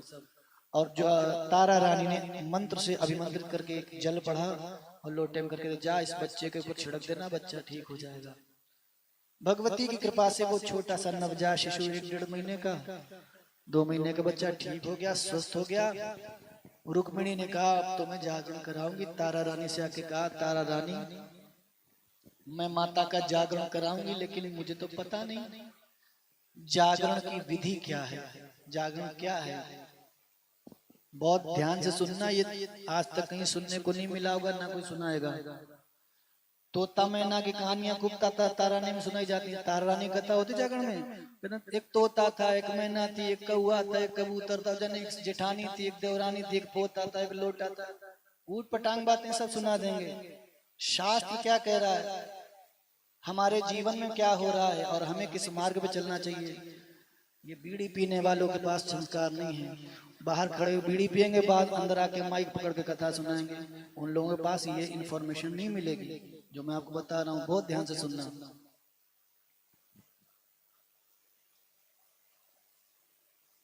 तारा रानी से रुक्मिणी देवी ने बहुत विनम्र प्रार्थना करी कि दीदी महारानी, माता रानी के जागरण की, यज्ञ की, पूजन आराधन की विधि क्या है। तारा रानी ने एक एक बात जो बतलाई वो मैं आपको बतला रहा हूँ। श्रीमद् देवी भागवत महापुराण में सब लिखा हुआ है, मैं प्रमाण दिखा दूंगा। आ जाना मेरे पास। बहुत ध्यान से नोटिस कर लीजिए। तारा रानी ने कहा, देखो सबसे पहले किसी शुभ मुहूर्त में किसी विद्वान ब्राह्मण को आदर पूर्वक अपने घर पे आमंत्रित करो। आमंत्रित करके उनका यथा शक्ति सामर्थ्य उनका पूजन अर्चन करो। क्यों करो? भगवान श्री राम कहते हैं, पुण्य एक जग महु नहीं दूजा, मन क्रम वचन विप्र पद पूजा। संसार में जितने पुण्य हैं सब एक तरफ, और एक ब्राह्मण की पूजा, उसका आदर सत्कार ये एक तरफ है। वाल्मीकि रामायण में भगवान श्री राम खुद कहते हैं, विप्र प्रसादात् धरणी धरो अहम्। ये ब्राह्मणों का प्रसाद है, कृपा है मेरे ऊपर कि मैं इस धरती को धारण करता हूँ। विप्र प्रसादात् धरणी धरो अहम्, विप्र प्रसादात् कमलावरो अहम्। ये ब्राह्मणों की मुझ पर कृपा है कि जिस लक्ष्मी के पीछे दुनिया पागल है उसने मुझसे विवाह किया है। विप्र प्रसादात् कमलावरो अहम्, विप्र प्रसादात् मम नाम रामः। ये ब्राह्मणों का प्रसाद है, कृपा है, जिन्होंने मेरा नाम राम रखा है। कैसा राम नाम? जिसको जप करके हर किसी का कल्याण हो जाता है। विप्र प्रसादात् अजिता जितो अहम्। भगवान श्री राम कहते हैं, ये ब्राह्मणों के संतों की कृपा है कि उनकी कृपा आशीर्वाद से अजिता जितो हम, जिनको कोई जीत नहीं सकता था उनको मैंने जीत लिया। रावण को कौन जीत सकता था? रावण के पास तो इंद्रजीत नाम का पुत्र था। रावण के सामने किसी देवी देवता का दाल नहीं गलती थे। सारे देवता तो कहीं झाड़ू पोछा लगाते थे रावण के यहाँ। नवग्रह देवता रावण के दरबार में हाथ जोड़े खड़े रहते थे। हम लोग यहाँ थोड़ा सा खड़े, पंडित जी देखियो जरा कुंडली में राहु कैसा चल रहा। रावण ने तो सबको उल्टा लटका रखा था, सब हाथ जोड़े खड़े रहते थे। ऐसा रावण, राम जी कहते हैं अजिता जितो हम, जिसे कोई जीत नहीं सकता था, उस रावण को मैंने जीता। कैसे? इन ब्राह्मणों संतों की कृपा से मैंने जीता है। ये ब्राह्मण की महिमा है। तारा रानी इस बात को जानती है, इसलिए कहती है पहले अपने घर में आदर पूर्वक एक विद्वान, गुणवान, ज्ञानवान, सदाचारी, उत्तम संस्कार संपन्न ब्राह्मण को बुला करके उनका पूजन अर्चन करके उनको आदर सत्कार से संतुष्ट प्रसन्न करके जागरण के लिए निवेदन करो।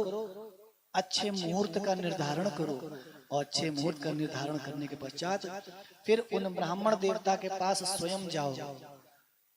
एक लाल कपड़ा लेकर उसमें 3 मुट्ठी चावल, कुछ हल्दी की 7 गांठें, 5 सुपारी, लौंग, इलायची, कुछ दक्षिणा द्रव्य, दूर्वा इत्यादि लेकर के उन ब्राह्मण देवता के पास जाके अपने कार्य की सफलता सिद्धि, अपनी मनोकामना बता के उसको संकल्प करवा के उसको माता के चरणों में समर्पित करो।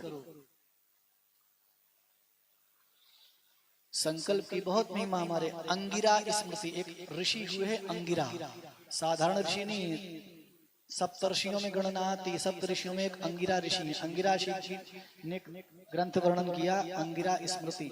अंगिरा स्मृति में वर्णन है संसार के जितने पूजा पाठ, यज्ञ, जप, तप, कर्म, अनुष्ठान है, ये 3 चीजों के बिना निष्फल हो जाते हैं। पहला जल, दूसरा संकल्प और तीसरा कर्म साक्षी दीपक यानी अग्नि। पूजन कर्म करते पहले कर्म साक्षी दीपक लेके ज्योत अलग, वो कर्म पूजा करके विधेयक प्राण प्रतिष्ठा करके दीपक जला, इसके बिना सब कार्य निष्फल हो जाते हैं। और संकल्प के बिना सब कार्य निष्फल, और जल के बिना सब कार्य निष्फल। तीन चीजें बहुत प्रमुख हैं। संकल्प की बहुत महिमा है। तारा रानी के बताए अनुसार रुक्मिणी ने संकल्प करवाने के लिए बताए अनुसार विधि व्यवस्था की। उत्तम ब्राह्मण को अपने घर बुलाया, उनका आदर सत्कार किया, फिर उनको विदा करके पुनः अगले मुहूर्त में उनके घर जाके संकल्प करवाया। जिस प्रकार से ये तारा रानी के, माता रानी के आज के जागरण का ये संकल्प हमारी आदरणीय माता जी श्रीमती मंजू देवी जी ने और हमारे यजमान परिवार में अत्यंत भक्ति भाव के साथ जाकर के माँ के दरबार में किया, ये तब से एज इट इज सुरक्षित है। इसकी बहुत महिमा है। इसका लाभ आशीर्वाद अभी आप सबको दिया जाएगा। तारा रानी के बताए अनुसार रुक्मिणी जी ने संकल्प करवाया। संकल्प करवा करके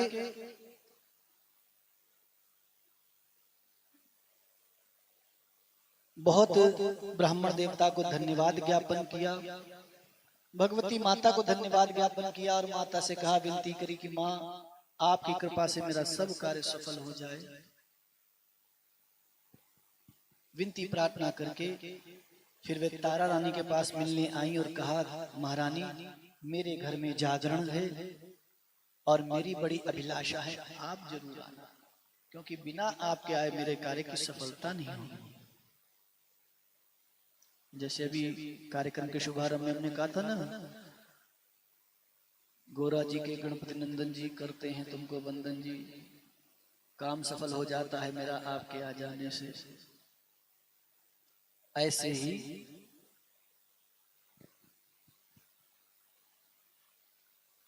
तारा रानी से रुक्मिणी जी ने कहा, आपके आने से मेरा कार्य सफल हो जाएगा, इसलिए आप जरूर आना। तारा रानी ने हाँ भर दी, ठीक है। तारा रानी बहुत सदाचारिणी, उत्तम वैष्णव धर्म का पालन करने वाली, उत्तम संस्कार संपन्न महासती नारी है। राजा के किसी गुप्तचर कर्मचारी ने ये बात सुन ली और राजा के कानों में फूंक भर दी कि महाराज, हाँ आप तो अपनी रानी पर बड़ा गुमान करते हैं कि बहुत किसी के घर नहीं जाती है, बहुत आचार विचार वाली है, वो तो छोटी जात वाली के यहाँ जाने को तैयार होगी, जागरण होना है, आपको पता ही नहीं।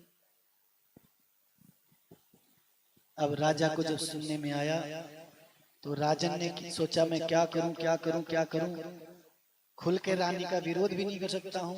राजा ने तलवार की धार चेक करने के बहाने हल्की सी उंगली काटी, उसमें नमक लगा लिया।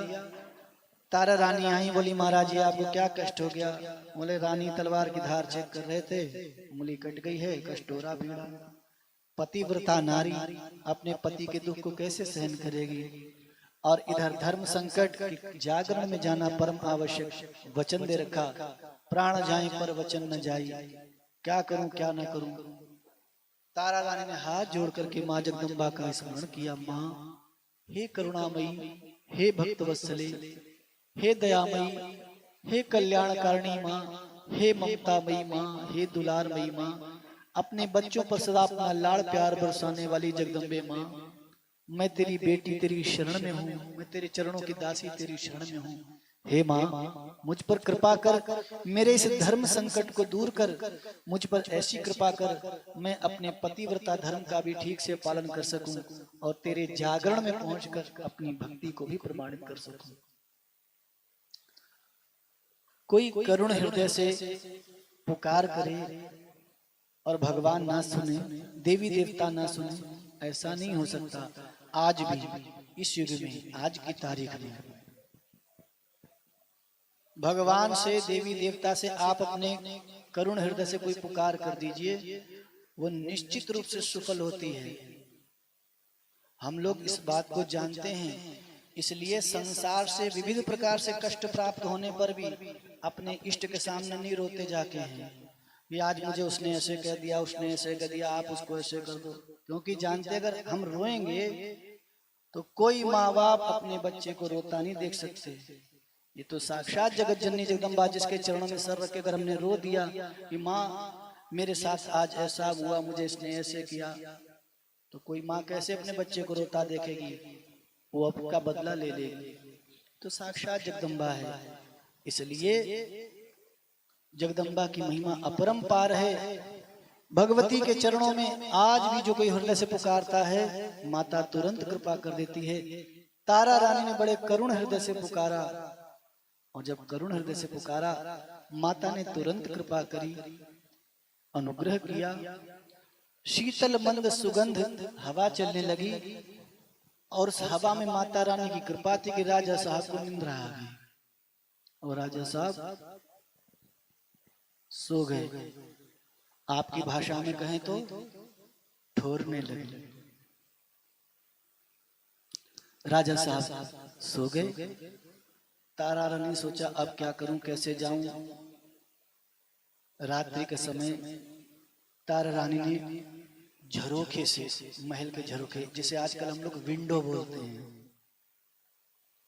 शुद्ध हिंदी में झरोखा बोलते हैं, खिड़की, झरोखे से साड़ी बांधी, साड़ी से उतरी और नीचे जागरण के लिए जाने लगी। रात्रि का वही 2-3 बजे का टाइम था। कुछ ही दूर आगे गई होंगी, रास्ते में 4 चोर बैठे थे। उन चोरों ने देखा, अरे वाह, आज किसी अच्छे घर की मालदार आ रही पार्टी है, इस पार्टी को काटो, मारो छेतो पकड़ो छीनो। चोरों का काम क्या है? मारो पकड़ो छीनो छेतो खाओ, यही है। ये थोड़ी की आ रही तो आदर मान सम्मान करेंगे। पीछे पड़ गए। तारा रानी ने सबसे हाथ जोड़ के कहा, देखो भाइयों, आपको जो लेना है, हीरे ले लो, मोती ले लो, जवाहर लो, मेरे गहने ले लो, लेकिन मुझे परेशान मत करो, मुझे माता रानी के जागरण में जाना है। तुम्हें यही तो चाहिए, लो। आज हम लोग 100-100, 500-500 रुपए के सैंडल के पीछे मरे जा रहे हैं, 1 तोले की चेन के पीछे पागल दीवाने हुए जा रहे हैं। करोड़ों रुपए के, अरबों रुपए का जेवरात पहनी थी, उतार के दे दिया, ले जाओ। चोरों क्या चाहिए? अंधे को क्या चाहिए? 2 आंखें, भूखे को 2 रोटी। चोरों को क्या माल पानी चाहिए? बोले जाओ जाओ बहन जी जाओ। तारा रानी अपने आभूषण इत्यादि के थोड़ा सा आगे बढ़ी होंगी कि चोरों की दृष्टि बाधित हो गई, उनकी आंखों की ज्योति चली गई, और वे मूर्ख आपस में चिल्लाने लगे, हाय हाय, हमें तो कुछ दिख नहीं रहा, अरे मुझे कुछ दिख नहीं रहा, मुझे कुछ दिख नहीं रहा, तू कौन है, किधर है भैया, मुझे कुछ, मेरी आंखें फूट गई, आंखों की रोशनी गई, हाय हाय हाय बिलबिलाने लगे, आपस में चीख पुकार मच गई। उनमें एक बड़ा गुणी था, उनका सरदार था। बोला, देख भाई, कुछ भी हो, बुरा मत मानना, ये औरत कोई साधारण औरत नहीं, ये कोई देवी है, हम लोगों ने इसके साथ गलत किया, एक काम करो, हम लोग ठीक हो जाएंगे, इसका माल इसे लौटा दो। उन सब ने पुकार लगाई, दौड़ दौड़। तो तारा रानी ने पूछा, क्या बात है? बोले, देवी अपना सामान वापस ले जाओ। किस लिए? क्योंकि तुम्हारा सामान लिया, हमारी तो आंखें फूट गई। ये है साधना की शक्ति, तपस्या भक्ति की शक्ति है। किसी भक्त को प्रताड़ित करने पर दंड अवश्य भोगना पड़ता। भक्त लोग दंड नहीं देते हैं, वो प्रकृति स्वयं दंड दे देती है। भगवान कहते हैं, अवश्य मेव भोक्तव्यम कृतम कर्म शुभा अशुभम। भगवान के किसी भक्त को प्रताड़ित करने पर उसका दंड अवश्य भोगना पड़ता है। ये मैं नहीं कह रहा हूँ, भगवान कह रहे हैं। रामचरितमानस उत्तरकांड में लिखा है, जो अपराध भगत कर कह रही, राम रोष पावक सो जरे।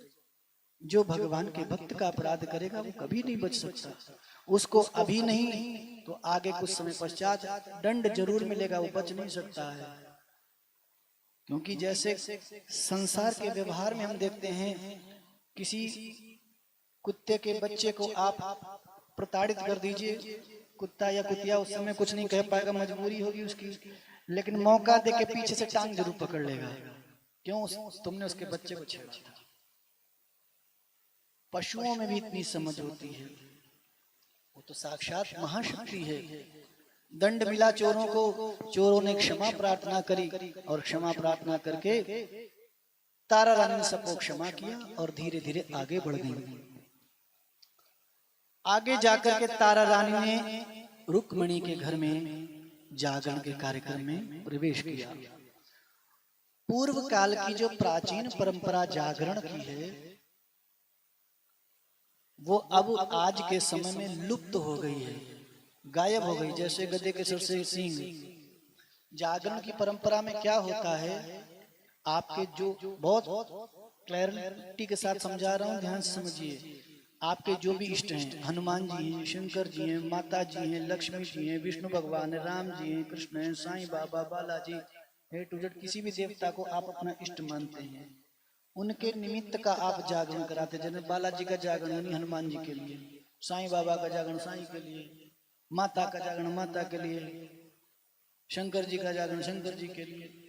जागरण में चार प्रहर ने शाम को 6 से 9 1, 9 से 12 2, 12 से 3 3 और 3 से 6 चौथा प्रहर। इन 4 प्रहरों में जिस देवता का जागरण करते हैं उसका विधिवत अर्चन, पूजन, अभिषेक और जो बचा हुआ टाइम होता है उसमें भजन कीर्तन गाया बजाया जाता है। इसीलिए श्लोक पुराणों में कहा गया, नृत्य वाद्य आदि गीत आदि पुराण पठनादि भी राज्योपचारे था लब्धोपचारे सकल संतुष्टो भव राघव। अब वो परंपरा लुप्त हो गई, उसको लोग जानते नहीं। अब उसकी जगह ले ली दूसरी परिस्थितियों ने। अब जागरण का स्वरूप कथा कीर्तन प्रवचन सत्संग भक्ति और अध्यात्म का स्वरूप व्यवसायीकरण में बदल गया, तो वो मनोरंजन में आ गया, इंटरटेन में आ गया। और इंटरटेनमेंट में क्या हुआ, सुदामा जैसी महान हस्ती जिनके चरणों को देकर के भगवान श्री कृष्ण उनके चरणों तक लेते हैं। टीवी सीरियल पे कभी देखा हो, देखना सुदामा जी का पैर देखा, कितने घाव लगे, कितने कांटे, भगवान धो करके उस चरणों को पी रहे हैं। ऐसे ही यदुवंशी भगवान श्री कृष्ण। आज उन सुदामा जी की कितनी इज्जत रह गई है जागरण में। कभी सोचना, आप लोग पढ़े लिखे हो, मैंने ये बात अभिषेक जी से बहुत पहले कह दी, देखिए मैं पढ़ा लिखा व्यक्ति हूँ, पढ़े लिखे लोगों के यहाँ कार्यक्रम करता हूँ, जाहिलों के यहाँ कार्यक्रम नहीं करता हूँ। मेरे सब्जेक्ट को पढ़े लिखे लोग समझ सकते हैं, अनपढ़ लोग नहीं। समझने वाली बात, जो इस उच्च कोटि के भक्त की भूखे मर जाएंगे लेकिन भगवान से भी कुछ मांगेंगे नहीं, क्योंकि वो मेरे इष्ट हैं, मेरे भगवान हैं, मैं उनसे प्रेम करता हूँ। इतनी महान कोटि के भक्त, उनके चरणों को धोकर के भगवान श्री कृष्ण ने इसीलिए पिया कि ऐसा भक्त मुझे दूसरा कोई नहीं मिल सकता। और उन सुदामा जी की हम कितनी इज्जत करते हैं। जागरण में ढपली बना ली, अब वो आए और उनको धक्का दे रहे, पकड़ रहे, खींच रहे, वो दामा रो रहा। और उसके बाद अरे द्वारपालों का गाया बजाया, फिर उसके बाद एक मोबाइल लिया, कार्टून की तरह सुदामा जी खी खी खी खी खी हा हा हा, पता नहीं क्या मुर्गे की कुकरों की तरह करते हैं। कितने दुख की बात। हमारे संत समाज में, आध्यात्मिक समाज में इसको बहुत हे दृष्टि से देखा जाता कि सुदामा जी की क्या इज्जत रखी तुम लोगों ने। ये क्या है, ये जागरण के विकृत रूप हैं। प्राचीन परंपरा ऐसी नहीं थी। और प्राचीन परंपरा में जो जागरण होते थे बंद घरों में होते थे, क्योंकि पहले बंद घर कहने को घर होते थे, लेकिन घर में घेर होता था। गांव की भाषा में घेर, बहुत सारी जगह। अब आजकल तो इतना घेर होता नहीं, देते हैं बहुत ज्यादा हुआ, बैंक्वेट हॉल में कर लेते हैं, मैरिज लॉन में कर लिया, मंदिर में कर लिया, धर्मशाला में कर लिया, प्लॉट में कर लिया, मैदान में कर लिया। लेकिन कार्यक्रम जो जागरण के होते थे वो घरों में हुआ करते थे। ऐसी मर्यादा है। विधि पूर्वक पूजन अर्चन करते, गुणगान कीर्तन, लोफरटी लफंगई आवारा गर्दी का कहीं कोई स्थान नहीं होता था। अभी हम लोग धर्म के आचरण के नाम पर कितने गिर चुके हैं। हमारे जीवन में धर्म कहाँ है। धर्म केवल मनोरंजन के लिए है। धर्म इसलिए है कि बस हमें अच्छा लगना चाहिए। ये शास्त्र के विरुद्ध है, इससे कोई मतलब नहीं। शास्त्र के अनुकूल है कि नहीं, शास्त्र के प्रतिकूल है कि नहीं, हमें इससे कोई प्रयोजन नहीं। बस हमारा मन खुश हो जाना चाहिए। किस ग्रंथ पुराण में लिखा है इस तरीके की घटिया वाहियात हरकतें की जाएं। और मुझे दुख है कलयुग में ऐसा हो रहा। मैं जब धामपुर में 12 साल पहले आया था, मैंने निःशुल्क रूप से जागरण किए थे, निःशुल्क रूप से सारी व्यवस्था के साथ, केवल इसलिए कि समाज को भगवती जागरण का शुद्ध पवित्र सात्विक स्वरूप प्राप्त हो और समाज सही दिशा में जाए। किसी को दो तो अच्छा दो, कूड़ा करकट मत दो। मैं बैठा हूँ, मैं चाहता हूँ जो मेरे जीवन में अच्छी चीज है, अच्छी शिक्षा, अच्छा ज्ञान, अच्छा मार्गदर्शन, वो मैं आपको दे के जाऊं, जिससे आपको अभी नहीं लेकिन कालांतर में बहुत सुंदर परिणाम की प्राप्ति हो, अच्छे परिणाम की प्राप्ति हो। ऐसे सुंदर वातावरण में किया गया वो जागरण। तारा रानी ने वहां जाकर देखा।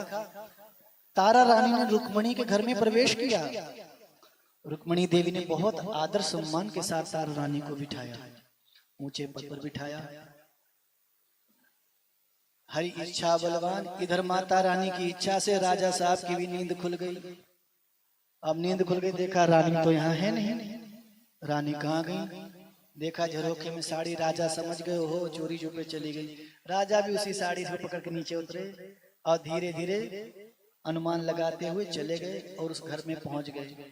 और राजा साहब ने अंदर देखा तो पहले आपने देखा हो गांव में जो दरवाजे होते लकड़ी के, इतनी उतनी मोटी लकड़ी के दरवाजे, उसमें दराजे होती बीच बीच में छोटी छोटी लकड़ी के मोटे मोटे पल्ले जोड़ करके बनाते दरवाजा। दराज में से देखा तो देखा हमारी महारानी बैठी, वहाँ आरती वगैरह हो रही हो, वहाँ जो प्रसाद बट रहा। हमारी रानी जी ने झोली फैलाई और उनको प्रसाद मिल रहा है। राजा को बहुत कष्ट हुआ कि अरे छोटी जाति के यहाँ चली गई। ये बड़ी समस्या है हमारे समाज में। ये छोटा है, ये बड़ा। अरे भैया नाना पाटेकर को याद करो, वो कहता काटो तो खून सबका एक जैसा निकलेगा। ना कोई छोटा है ना बड़ा, हम सब भगवान के हैं। जिस प्रकार से एक माता पिता ने 4-5 संतानें उत्पन्न करी, वे 4-5 संतानें उम्र में छोटी बड़ी हो सकती हैं, लेकिन एक माता से पूछो, एक पिता से पूछो, क्या वे छोटी बड़ी हैं? नहीं। एक माँ की ममता बिल्कुल एक जैसी है, एक पिता का प्यार बिल्कुल एक बराबर है। एक माँ के 5 बच्चे थे,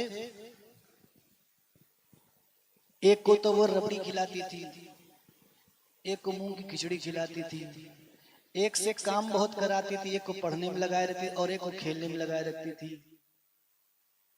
एक बच्चे बार बच्चे वो कहीं से आ रहे थे, रास्ते में कोई मंदिर था, वहां भंडारा कीर्तन हो रहा, वहां चले गए, प्रसाद खाया। वहां संतों का कुछ सत्संग चल रहा था, बच्चों ने वहां सुन लिया। समता, समान रूप से करना चाहिए प्यार। बच्चे आके माँ से बोल दिए, माँ तुम हमसे समान रूप से व्यवहार नहीं करती हो। बेटा कहाँ से सीख के आया? बोले हम सत्संग में सुन के आए। माँ ने कहा माथा फूट लिया, तुमने सत्संग तो सुना लेकिन तुम्हारी समझ में नहीं बैठा। बेटा मैं समान रूप से ही प्यार करती हूँ। देख ये भैया कमजोर है, इसकी तबीयत ठीक नहीं रहती, ये भारी चीज नहीं पचा सकता, इसलिए मैं इसको मूंग की खिचड़ी खिलाता हूँ।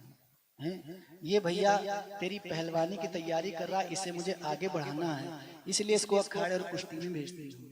ये भैया पढ़ लिख के मुझे अच्छा बनाना, डॉक्टर बने, इसलिए पढ़ा लिखा नहीं है। एक एक करके सब बोलो, बेटा सबको समान रूप से प्यार करती, इसलिए सबको जहां मुझे जो करना वो कर रही हूँ।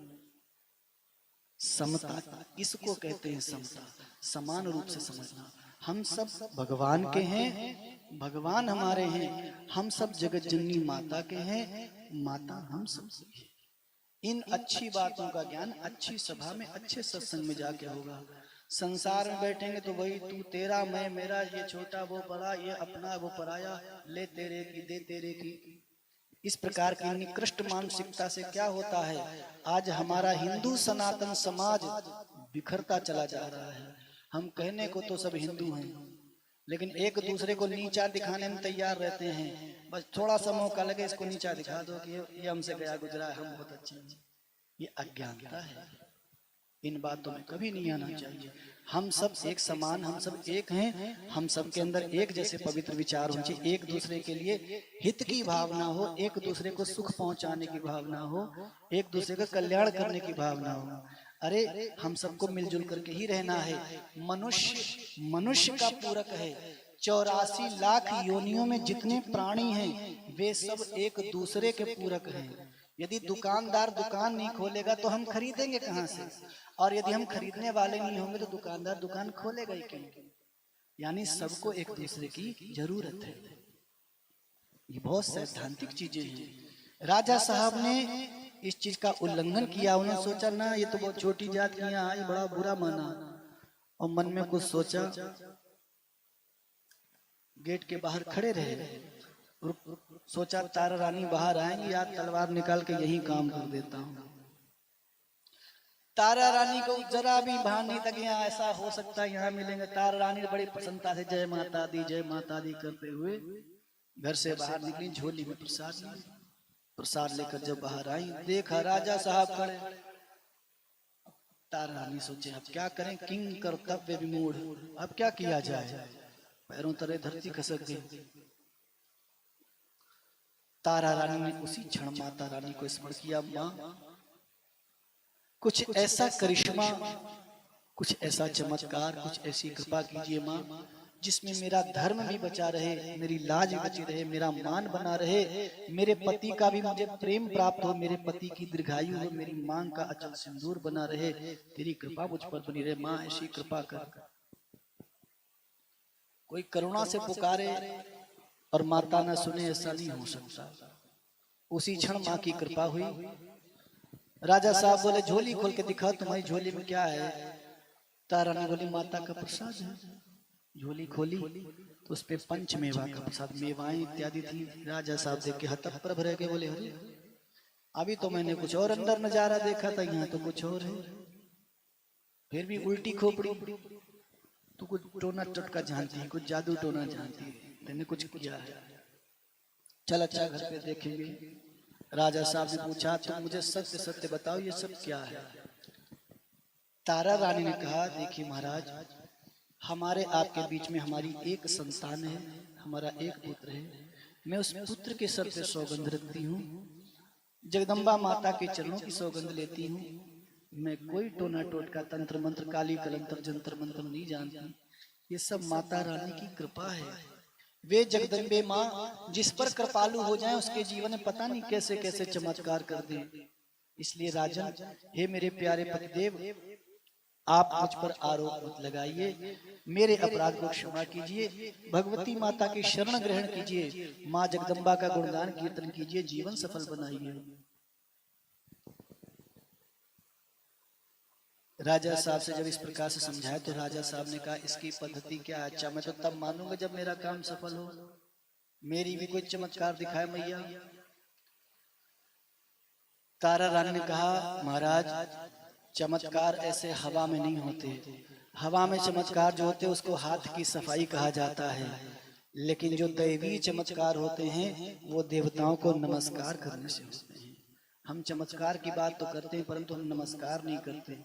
नमस्कार का अर्थ ये नहीं है हाथ जोड़ के नमस्कार, नमस्कार का अर्थ है हम समर्पित होके, डेडिकेट होके, शरणागत होके देवी आराधन करें। तारा रानी ने कहा महाराज इसके लिए बड़ी त्याग, तपस्या इत्यादि की आवश्यकता होती है, बहुत त्याग चाहिए, बहुत संयम चाहिए, बहुत धैर्य चाहिए, तपस्या चाहिए, भक्ति चाहिए। क्या आप कर सकते हैं।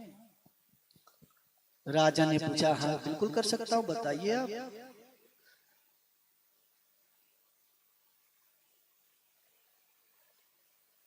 तारा रानी ने कहा कि आपकी जो सबसे प्रिय वस्तु हो, सबसे प्रिय वस्तु हो, क्या आप माता रानी के चरणों में समर्पित कर सकते हैं। राजा बोले इसमें कौन सी बड़ी बात है, कर देंगे। ठीक है। राजा साहब ने आयोजन किया यज्ञ का, और माँ भगवती के चरणों में माता का स्मरण करके राजा के पास एक बहुत ही सुंदर, सबसे श्रेष्ठ घोड़ा था। उस घोड़े का नाम था नीलमणि, और जैसा नीलमणि नाम था वैसा वो घोड़े का स्वरूप और काया भी नीलमणि जैसी थी। राजा ने उसका शीश काट के भगवती के अर्पण कर दिया। माननाथ ने दर्शन दिया नहीं। रुक्मिणी जी से कहा कि लो तुमने तो मेरा घोड़े का शीश कटवा दिया, तुम्हारी मैया ने तो दर्शन दिया नहीं। ये सब बेकार की बातें, पूजा पाठ भक्ति शक्ति ये सब बेकार है। तुम औरतों का सिर्फ ढकोसला है, तुम सब औरतें अपने आदमियों को पागल बुद्धू बनाती हो, तुम्हें कोई काम तो है नहीं। तारा ने कहा महाराज क्या आप ईमानदारी से कह सकते हैं कि जो आपने अर्पण किया वो आपकी प्रिय वस्तु है। राजा बोले बिल्कुल बेशक, इसमें कोई शक नहीं। रानी बोली नहीं, इससे भी कोई प्रिय वस्तु होगी।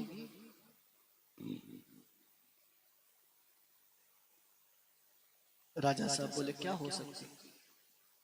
रानी ने कहा कि आपका पुत्र भी तो प्रिय है, क्या आप उसे भेंट दे सकते हैं। राजा साहब का दिमाग चकरा गया, महाराज हरिश्चंद्र का दिमाग चकरा गया एक बार, क्योंकि रानी कैसी बात करती हो। बोले महाराज बहुत त्याग करना पड़ता है, ये पंथ भक्ति का, शरणागति का इतना आसान नहीं जितना लोग समझते हैं, और इतना कठिन भी नहीं है जितना लोग समझते हैं। ना करने वाले के लिए सब कुछ कठिन है और करने वाले के लिए सब कुछ आसान है। Everything is possible if you want to do it. हर चीज संभव है यदि आप करना चाहते हो तो। आप ही नहीं करना चाहते हो तो सब बेकार है। ध्यान रखना, सुनने से कुछ नहीं होता, पढ़ने से कुछ नहीं होता, रटने से कुछ नहीं होता, देखने से कुछ नहीं होता। जो भी कुछ होता है क्रियात्मक रूप से करने से होता है। आप सुनते रहो कुछ नहीं होगा। आपने सुन लिया कि ऐसा करने से ऐसा हो जाएगा, सुनते रहो कुछ नहीं होगा। होगा तब जब आप स्वयं करेंगे। करना पड़ता है। तारा रानी का महाराज करना पड़ता है। क्या आप कर सकते हैं? राजा ने कहा बिल्कुल, अगर मुझे साक्षात जगत जननी जगदम्बे माँ मुझे दर्शन देती है और इसके लिए जो शर्त है, जो कीमत है, मैं सब लगाऊंगा। मुझे पुत्र का बलिदान देना वो भी कहूंगा, लेकिन मैं देखना चाहता हूं क्या वास्तव में माँ दुर्गा दर्शन देती है।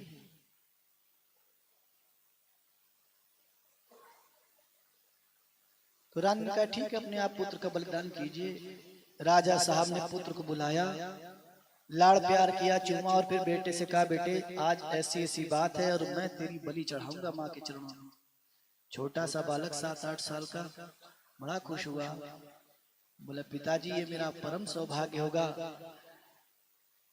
कि मेरे प्राण संसार के किसी अन्य पदार्थ के लिए नहीं बल्कि साक्षात त्रिगुणात्मिका भगवती पराम्बा जगत जननी जगदम्बा दुर्गा देवी के शरणागति के लिए मेरे प्राणों का उत्सर्ग होगा। मैं सहर्ष तैयार हूँ पिताजी, आप अपने धर्म का पालन कीजिए, मैं अपने धर्म का पालन करने को तैयार हूँ। आज के बच्चे कैसे बोलते हैं? आजकल बच्चे ऐसे मम्मी पापा से नहीं बोलते हैं। आजकल के बच्चे स्कूल से आते हैं, बोलते हैं मम्मी खाने में क्या बनाया? राजमा चावल बनाया। अरे यार मम्मी, अब बच्चे ऐसे बोलते हैं। जो शैली राजा हरिश्चंद्र के पुत्र की थी वैसी शैली बच्चों की नहीं मिलती घरों में। अब तो बड़ी विचित्र है। और कहीं कहीं ज्यादा हाईटेक, बहुत हाईली क्वालिफाइड बच्चे हुए तो बोलते क्या मम्मी तुम दिमाग की माँ बहन मत करो। दुर्भाग्य है, ये अच्छी बातें थोड़ी हैं। और न जाने कितने घरों में समस्या है। हमको अपनी पूर्व कथाओं से, पूर्व प्रसंगों से, इतिहास से, कथा पुराण सत्संग से ये प्रेरणा लेनी चाहिए। हम अच्छे संस्कार, अच्छे व्यवहार, शालीनता स्वीकार करें, ग्रहण करें और सही दिशा में चलें। अपने बच्चों को भी अच्छी दिशा में लेके चलें। क्यों? हमारे जीवन की सारी कमाई हमारे बच्चे ही तो हैं। ये जैसे उठेंगे वैसे ही हमारे माथे पे मोहर लगेगी। बच्चे अच्छे लगेंगे तो सोने की मोहर हमारे माथे लगेगी। बच्चे खराब उठ गए तो कोयले की मोहर भी हमारे ही माथे लगेगी। ये हमारी ड्यूटी है, जिम्मेदारी है। हम बच्चों को इस ढंग से तैयार करें कि हमारे माथे पे सोने की मोहर लगे। राजा हरिश्चंद्र ने अपने बालक रोहित का उत्तम संस्कार, शालीनता, सुंदर व्यवहार देखा, प्रसन्न हुए। मन को कठोर किया और एक ही वार से अपने पुत्र का सिर धड़ से अलग कर दिया।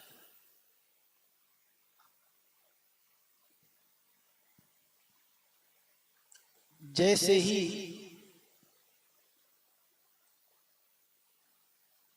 पुत्र का सिर धड़ से अलग किया और राजा को कुछ लगा कि मैंने गलत किया, तारा रानी ने धैर्य दिया, महाराज कुछ क्षण रुको, आप परीक्षा में पास हो गए हो, जगदम्बा के दर्शन में देर नहीं, आप हृदय से पुकारिए। और राजा साहब ने मैया को पुकारा। आइए हम लोग भी माँ को मिनट के लिए बड़े प्रेम से पुकारेंगे।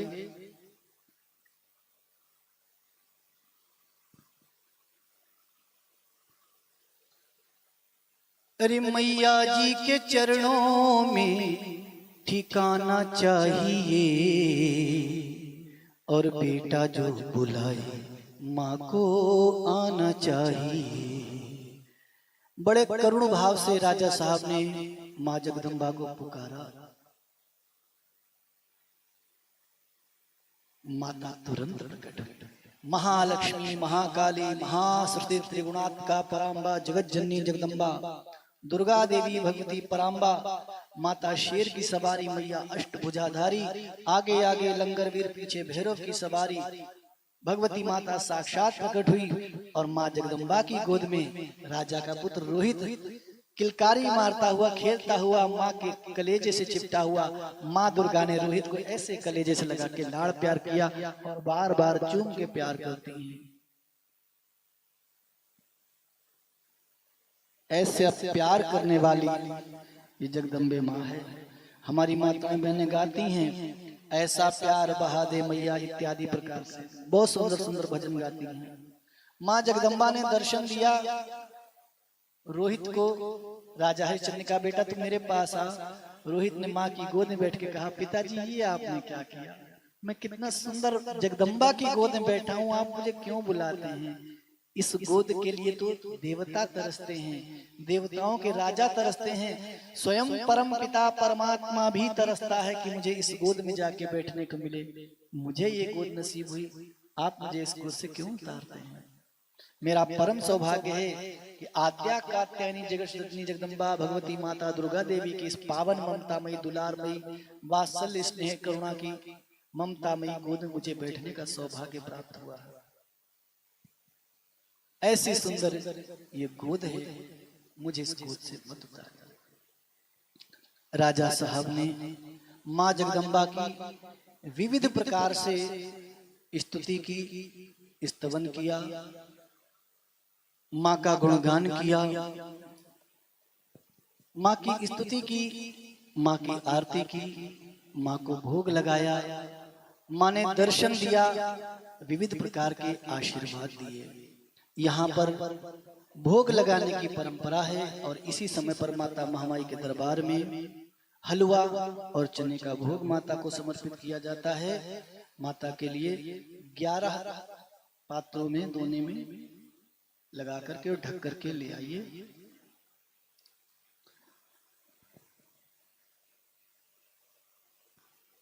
यहाँ पर तारा रानी की कथा का विश्राम होता है। आधे घंटे का समय है। आप सबकी नारियल की जो भेंट है, अब उस नारियल की भेंट के उपक्रम को हम पूरा करेंगे। आशीर्वाद माता रानी का आप लोग प्राप्त करेंगे और फिर हम लोग शंखनाद करके आरती करेंगे माता रानी की। उसके बाद सुंदर मंगल में प्रसाद लेके आप सभी लोग प्रस्थान करेंगे। जिस किसी को अपने नारियल की पहचान हो वो एक एक करके नारियल की भेंट लगा लीजिएगा, ठीक है?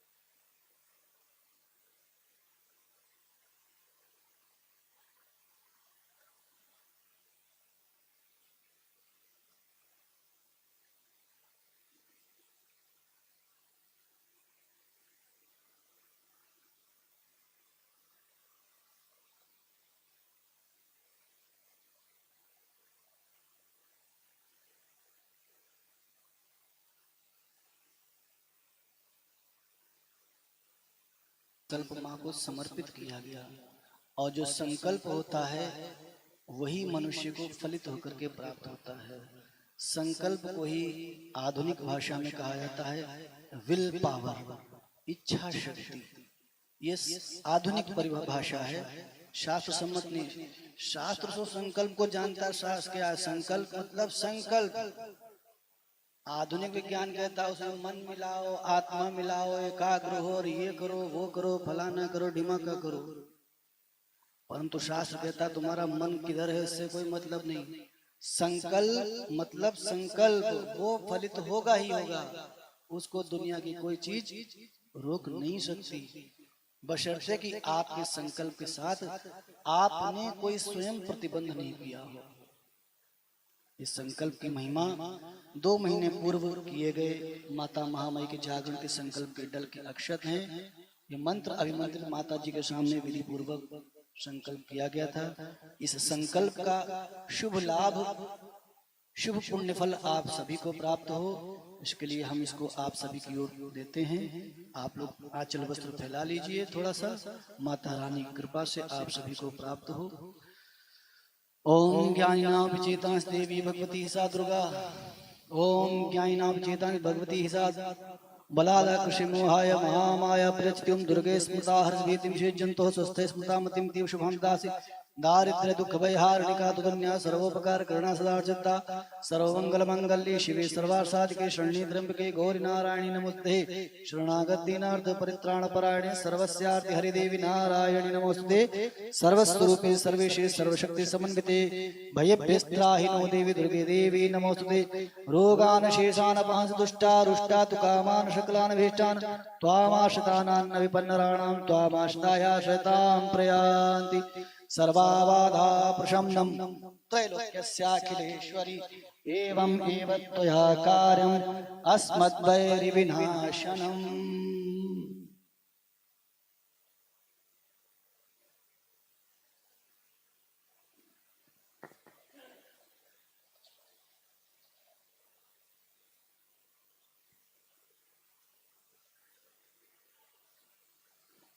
एक कण भी यदि प्राप्त हो हल्के में मत लेना। हमारी संत वाणी कहती है सत्संग का क्षण और अन्न का कण और जगन्नाथ का भात, जगत पसारे हाथ एक बराबर है। सत्संग का एक क्षण भी मनुष्य को कल्याण प्रदान करता है। अन्न के एक कण से भगवान श्री कृष्ण तीनों लोकों को परितुष्ट करते हैं। जगन्नाथ जी के भात का एक दाना सारा जगत हाथ पसारता है, उसकी बहुत महिमा है। इसी प्रकार से भगवती माता के दरबार के अन्न का ये कण प्रसाद मिलता है। अन्नपूर्णा भगवती का स्वरूप है ये। अन्नपूर्णे सदा पूर्णे शंकर प्राण वल्लभे ज्ञान वैराग्य सिद्ध्यर्थम भिक्षाम देहित पार्वती। माता च पार्वती देवी पिता देवो महेश्वरः बांधवा शिव भक्ता च स्वदेशे भुवनत्रयम्। नित्यानंद करी वराभय करी सौंदर्य रत्ना करी निर्धूता अखिल घोर पावन करी प्रालयाचल वंश पावन करी माता अन्नपूर्णेश्वरी। ये उस अन्नपूर्णा का स्वरूप है। इसको प्रसाद को अगर आपने अपने घर में रसोई में जो चावल इत्यादि रखते उसमें भी डाल देंगे ना, घर में कभी कमी नहीं। आपकी भाषा में बोलते हैं बरकत। बरकत हमारी भाषा का शब्द नहीं है, बरकत तो मुल्लाओं की भाषा का शब्द है। हिंदी भाषा में जानते क्या बोलते हैं? बोलते हैं समृद्धि। अब समृद्धि बोलने में जीभ टेढ़ी हो जाती है। कौन बोले? बोले बरकत बोल दो, बरकत अली की कपड़े की दुकान। बरकत कोई चीज नहीं होती है। मुसलमानों में कहावत है बिस्मिल्लाह की बरकत ना करे कभी किसी की ऐसी हरकत। हमारी भाषा में, हम सनातन धर्मी, हमारी भाषा है समृद्धि। इससे समृद्धि बढ़ती है। समृद्धि यानी गांव की भाषा में कहते हैं डेढ़ ही लगे रहना। डेढ़ घटता नहीं, 1.5 गुना बना रहता हमेशा है। और पहले लोग 1.5 गुना रखते थे। इसको रखिए, जिन्हें नहीं प्राप्त हुआ वो बाद में यहाँ से ले लेंगे। आइए 20 मिनट का 15 मिनट का समय, माता को नारियल की भेंट हम लगवा देते हैं, हलवा छोले का भोग लगवाते हैं और फिर आरती करते हैं और आरती के पश्चात कन्याओं को पूजन कार्यक्रम कराते हैं।